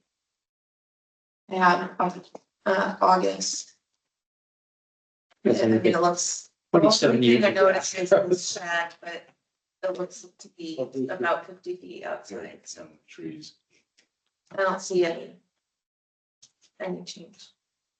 Chair, I'll make a motion to issue a certificate of compliance for 116 North Ave, DEP 218-0400. Is there a second? I'll second. Moved and seconded. Any further discussion? All in favor? Aye. Aye. Opposed? Chair votes aye, passes unanimously. Agenda item number 11, 23 Cape Road, DEP 218-0838, review site inspection reports by the town's peer reviewer, Deshane Walsh. When? And in addition to his report, we also have feedback from the site management and in their response to what Deshane said. That was sent out via email earlier this week. Yeah, I think they're doing a good job. Yeah, I don't have. Sorry, it's not. The Jimmy, Dan Wells, who's the wetland scientist with the developer, have been coordinating. They're going out tomorrow. Deshane went out last week, I think, as well. And Dan submitted responses to those. Everything was noted. A few of them said, let's inspect them together next time. And working on inspecting all of the chambers to ensure that they're working appropriately. So I think everything seems to be moving forward. There was one stormwater change request by ARCO that was sent to Jeff Walsh of Graves Engineering, who performed calculations and said they would, the alternative culvert paper perform the same way, so that seemed okay too. But I have everything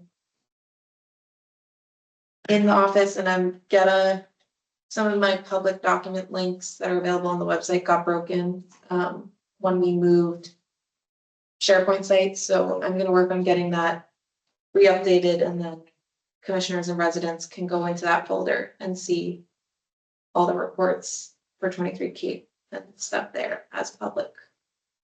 Good. I see that we have one of the abutters online.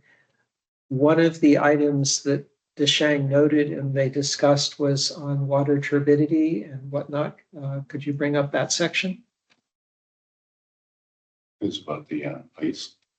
It was, well, this was about, the reason is because it's relevant to what the abutters are concerned about with any silt or non-clear water flowing off of the property. Yeah, because he said some might be historic and some was, Water flow under the ice in the wetland was clean and tested with a turbidity of 6.03 NTUs, which has no visual color in the testing. So I think the Shane is appreciative of receiving photos during storms, and he has gone out. He went out right after the last time I sent photos, so I think it's nice to have the data when it goes out there of what the turbidity readings are. but his statement number 4 there, I did see some significant sediment deposit from the meltdown gradient of 0.2 in the wetland area. It was from old washout and will need to be assessed in the spring. Which is what we made back in January. And the response from the developer's consultant is, let's inspect it together in the spring and we'll work with you to design immediate action. If it is mutually determined. Yes. Okay, any other questions or comments from the commission? All right, people online, are you interested in speaking on this matter?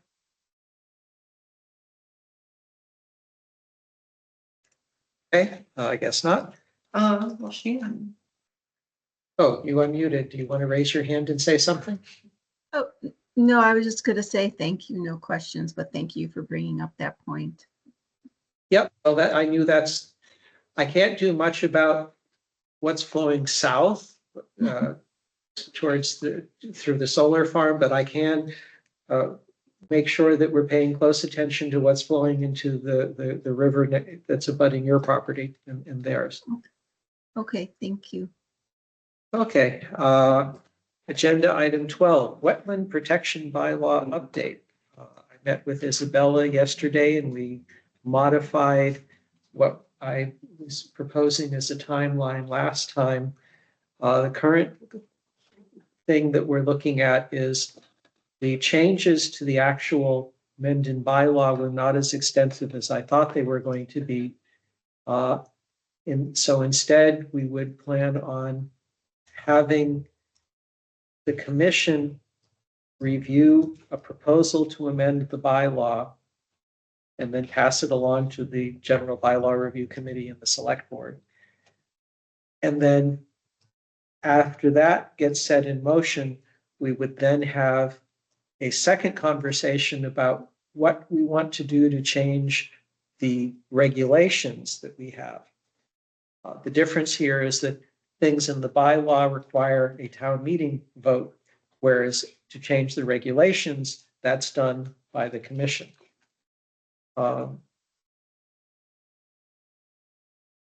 We would want to have input from the public on both of those processes. The goal is that hopefully the changes we want to make in the bylaw will be much less controversial, because that way we don't have a big floor fight at the annual meeting whenever their knives out because of the money budget issue questions. Another possibility is that there may be a special town meeting somewhere over the summer where we do a whole lot of bylaw cleaning up. That's yet to be determined between us and the GBRC and the select board as to how that gets scheduled. But the goal is that at the annual town meeting in May, we do not have any controversial or highly contentious floor fights on matters that are coming up. So the next step that we would want to do is to have the proposed bylaw change distributed to us on the commission. We also would be looking at other bylaws that are that Isabella has recommended that are useful sources of input. One of them is the MACC model bylaw for towns. Another one is Nantucket. And the third was Uxbridge, I think. Bellingham, yeah, the one south of us. Now, in order to make a May town meeting, we have to have input from the public sooner rather than later. But next meeting is going to be kind of busy because we're going to be reviewing 133 North. So one of the questions is, do we schedule a off-cycle meeting where the only agenda item is to review the bylaws and hear input from the members of the public? Part of this would be, we would want to reach out formally and informally to developers and make sure they were comfortable with what we were, or not comfortable, but they had an opportunity to come and express their feedback on it to us rather than having to wait and provide that feedback during town meeting. Workshop. A what? So workshop. Public hearing. Yes, yes, it would be something where we would announce to the public and we'd advertise on Mendon Facebook and other places that we are planning on making modifications to the existing Mendon Wetland Protection Bylaw. And we would ask people to look online or come to the office and get the materials, and then they would be invited to participate in the discussion. I'm okay with a separate meeting, but I don't think it's necessary. Maybe our next meeting is going to be busy, but if we could give 45 minutes, an hour to the agenda, that should be plenty of time. But I don't know. Part of it I is, think what he's worried about is the time frame, getting it. If we started at 6 o'clock. Yeah, spring warrant.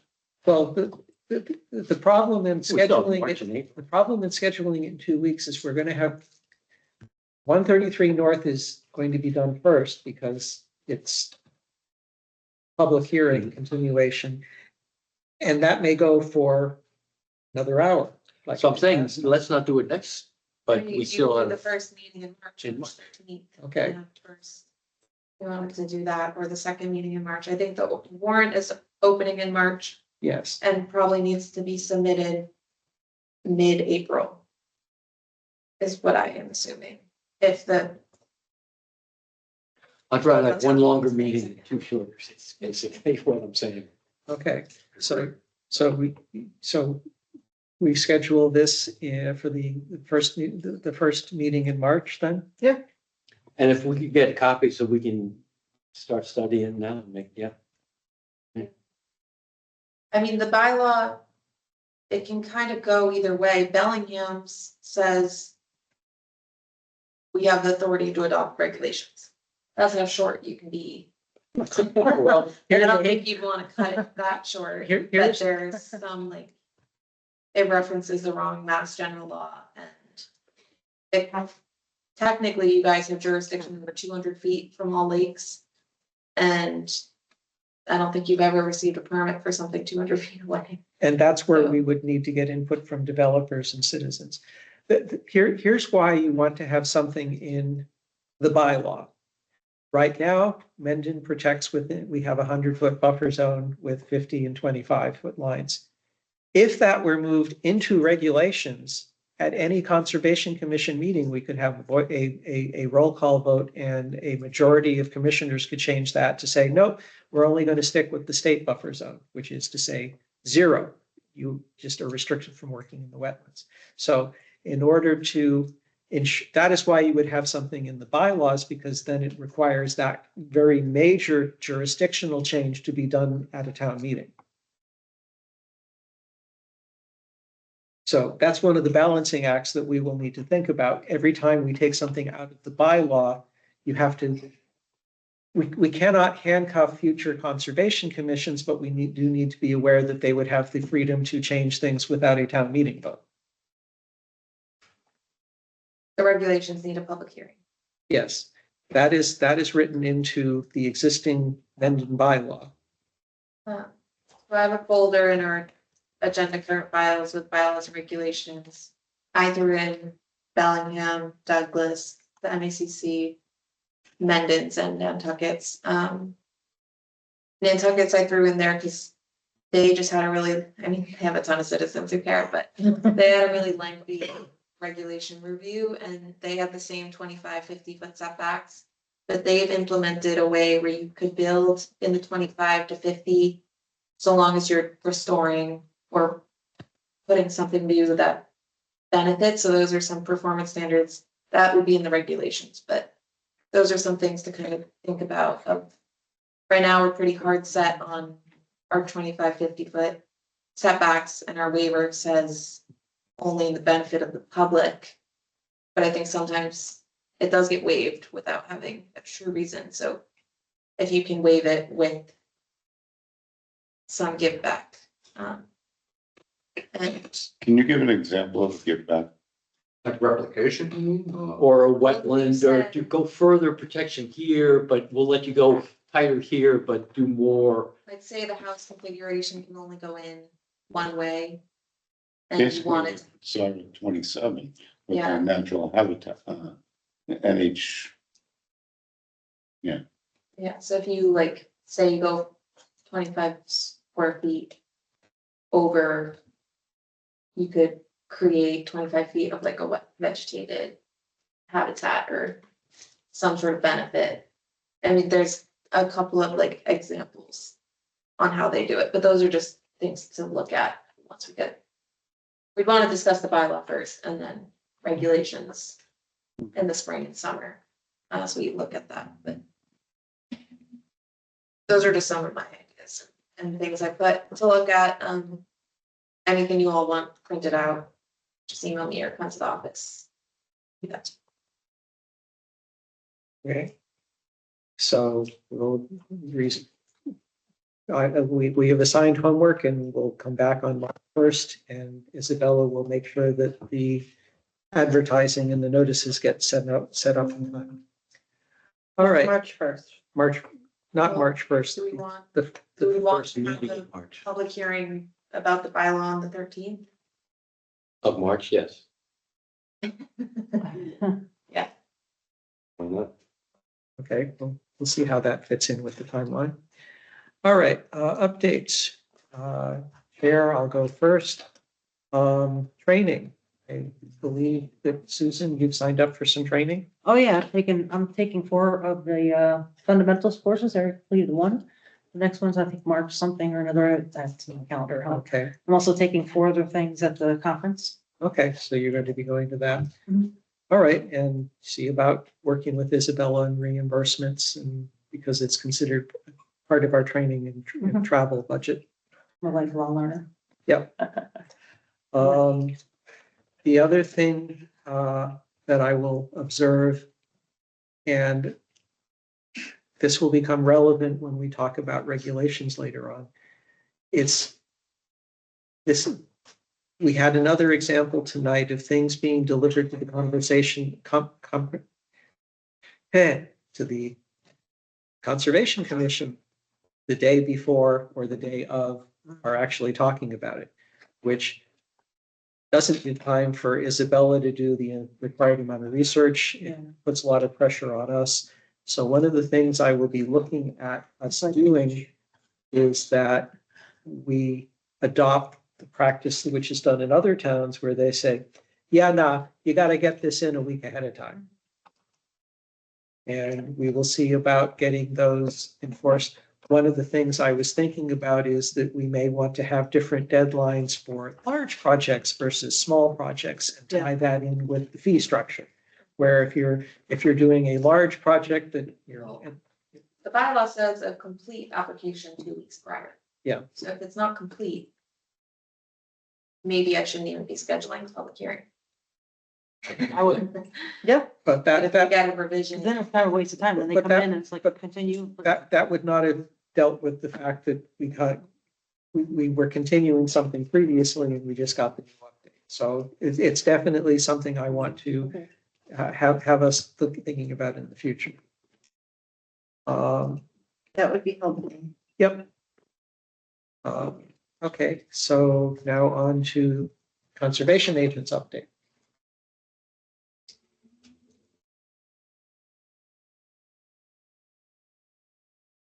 I submitted the Mass Trails grant on Monday, the 3rd. That was for the 2 trails on Muddy Brook North and Maple Farm. It's like 35 pages long. Oh, my God. Sorry. So we're hopeful to get 50% of funding for the project and get those trails constructed this year and bridges in. Good job. Thanks. That sounds like a lot of work. Is there a lot of wetland involved going through there? Yeah, so there were CPA funds for a company called Conservation Works who came out and they made the trail routes. Muddy Brook North has Muddy Brook. So there will be a bridge over that. And then Maple Farm has a boardwalk for a wetland crossing, and then the large farm pond. The idea is that that trail will be accessible, so that farm pond, to get to the dam, you would need some sort of wildlife boardwalk viewing area. So that boardwalk was part of it too, and we'll see what there, I might try and submit an NOI for the work sooner than if we actually hear about the grant, because if we file for ourselves, it's no filing fees, but That's us talking to ourselves. it'll be interesting to just Upton just tried to get a boardwalk permitted and DEP denied it because they want helical piles, which is insane. Oh, no. Is that part of the upgrades for the road? Helical piles for a bridge instead of like concrete footings. Yeah, because you have to displace a lot of sediment. Bridge or water. Just kind of. I think Project probably. either helical piles or replication. So Upton is doing like 250 square feet of replication, but those are different costs. But if the Wetland Protection Act updates come out, there might be a new trail section. So, That would help. I don't know what it's. Hopefully.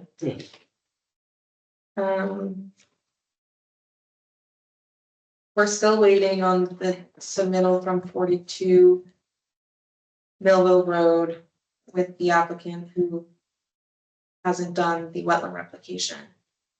That's the driveway into the.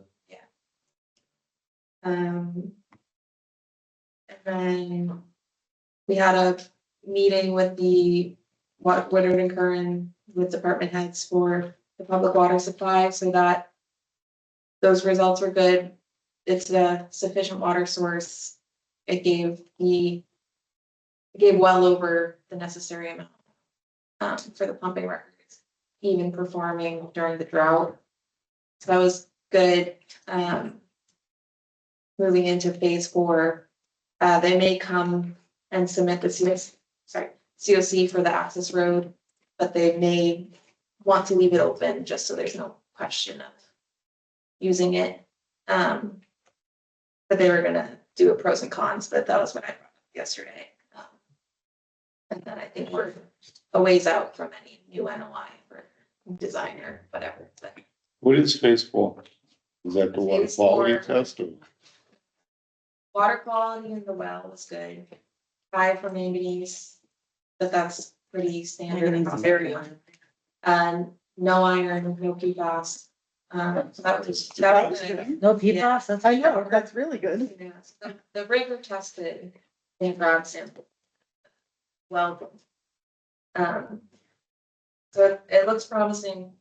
Phase 4 is further discussions on funding and capital and what part of town trying to target first and those kinds of questions, but we may need we'll see what they do. But For the 42, should we consider putting something on a future agenda to say why they haven't done anything yet? I thought we gave them like a 3-month window and passed on. What's the next step in I enforcement? know Margaret Bacon is the wetland scientist, and she always talks about how much work she's doing, so. I know she went out there and reflagged everything. Is working on the permit, but I can send her a nudge and say we want to have it. We want a status report on Status it. report. And if her status is, I haven't gotten to it yet, I'm going to want a status report from her for every Concom meeting until we get tired of hearing no status and discuss issuing an enforcement order for the applicant. What property is that? 42, 42 mil. But working, Who's the builder there? That's Rich Corcoran's house. Well, he was in front of us and, oh, it's Margaret Baker. So, it was a replication area, is that what? Yeah, it was the driveway. Yeah, driveway was the the, beach, yeah, but the house isn't the foundation in there? Yeah. Oh, okay. in the house, and then it was a driveway stream crossing, so. Did you go all the way up there? No, but I can. Oh, you can see it on. I can see it. Yeah, yeah. Is it all grown in or, I mean, is it all vegetated? It's pretty vegetated, so we'll see what Margaret. Not, you'll have to nudge your. the reason I want to be pushy on status reports is I want to avoid the situation we had on Old Taft Avenue where the homeowner didn't realize anything was wrong until I yanked the chain of the engineering company, of the engineering, saying, how come we haven't heard anything in 8 months? And that got escalated up their management chain. I think Rick is just waiting on Margaret. He knows not to work. And then 45, 49 Uxbridge Road, the enforcement order was a year ago now. But I'm wondering, since they're gonna be in at the next meeting, if we want to have it on the agenda to talk about it.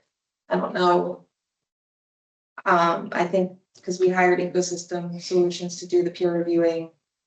They have emailed quite a few times about the restoration with no response, so I think we either need an update from them on why they decided not to do anything or escalate if we do want to see something. But I think a year, That's enough time. you either Yeah. want to say it's satisfactory and So Let it- you're saying that the engineer that we hired to review it had some questions and he has not gotten answers from that's a problem. Why is that? Now, is that about the Cleanup? disturbed area down there at the bottom that goes under the road and into Yeah. the lake? It's the whole project, right? and we, Sean Ecosystems. Reardon said he was gonna get us stormwater management calculations updated once DOT lifted their enforcement. But I haven't seen those either. And that was like last summer. Well, maybe we should reach out to, Sean Rand. See what Yeah. the status is. He said like, I'll get back to you. Okay, So I we should I make wonder- a little visit. Too. Maybe we What'd should you make a say? Give visit. him a nudge too. Yeah. okay, then it does sound like something to put on the agenda. And that will require them to give us a status update. I figured they're gonna be here anyways.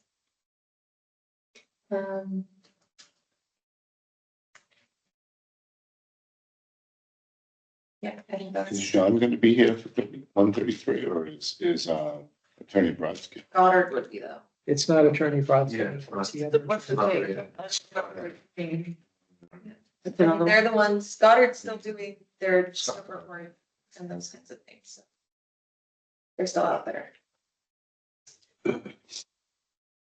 Okay, task force isn't meeting, land use, do you have a meeting? No, land use has not met. Okay.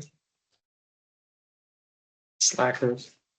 Okay, agenda item 14. Oh. Oh, one more. If you know, the select board next Wednesday, they have on the agenda the Benton property CR, so I guess there's a draft that Anne sent to Karis to get reviewed for that property. It'll have to come to this board for review at some point. Is this the one at the south of town? Yes. Yeah. Okay. Up there. Yep. So that's on the select board agenda. I think Jeremy is only gonna update that, Karis has that now. And then there's also a request from the Shirley Jean Smith Ag Center from Gary Smith at 131 North Ave. He wants to clean those stone walls because there's poison ivy and vegetation and stuff, and then he had Ted Steves, the tree warden, come and look at some of the trees that are on the road that may be town trees that he thinks are coming down with bittersweet. And so I reviewed the CR, and the CR says that he has the right to do stone wall maintenance and remove hazard trees. So I don't feel that he has to come before the board with the. Is he the taking CR down authority. trees? I think whatever. Or is he cutting bittersweet up? I think taking down trees that have died with bittersweet, but I'm not, Okay. so he's going to select board. Yes. And Ted is. They killed one of our trees too. I don't think Ted would take trees down unnecessarily. Okay. If they're public trees and it's a town budget. So I don't know if Gary's taking it down or Ted is. Is this the stone wall across the street from you? I don't know. Probably just has. I think it's on. It's on- Is that the address? Yeah, it's the one across from you, but I think it is the north. You Where can't the- see those stone walls. Where the public garden was? Yeah. Yes. Oh, that stone wall, yeah, yeah. If the trees are dead, I want to clean down trees that are, good trees. You don't have a lot of those anymore. So, This has also. We don't. We have a tree shortage. you guys, like 70% of the trees are coming down with some kind of blight. We're not, you don't think about the environment. Minutes, I'll entertain a motion.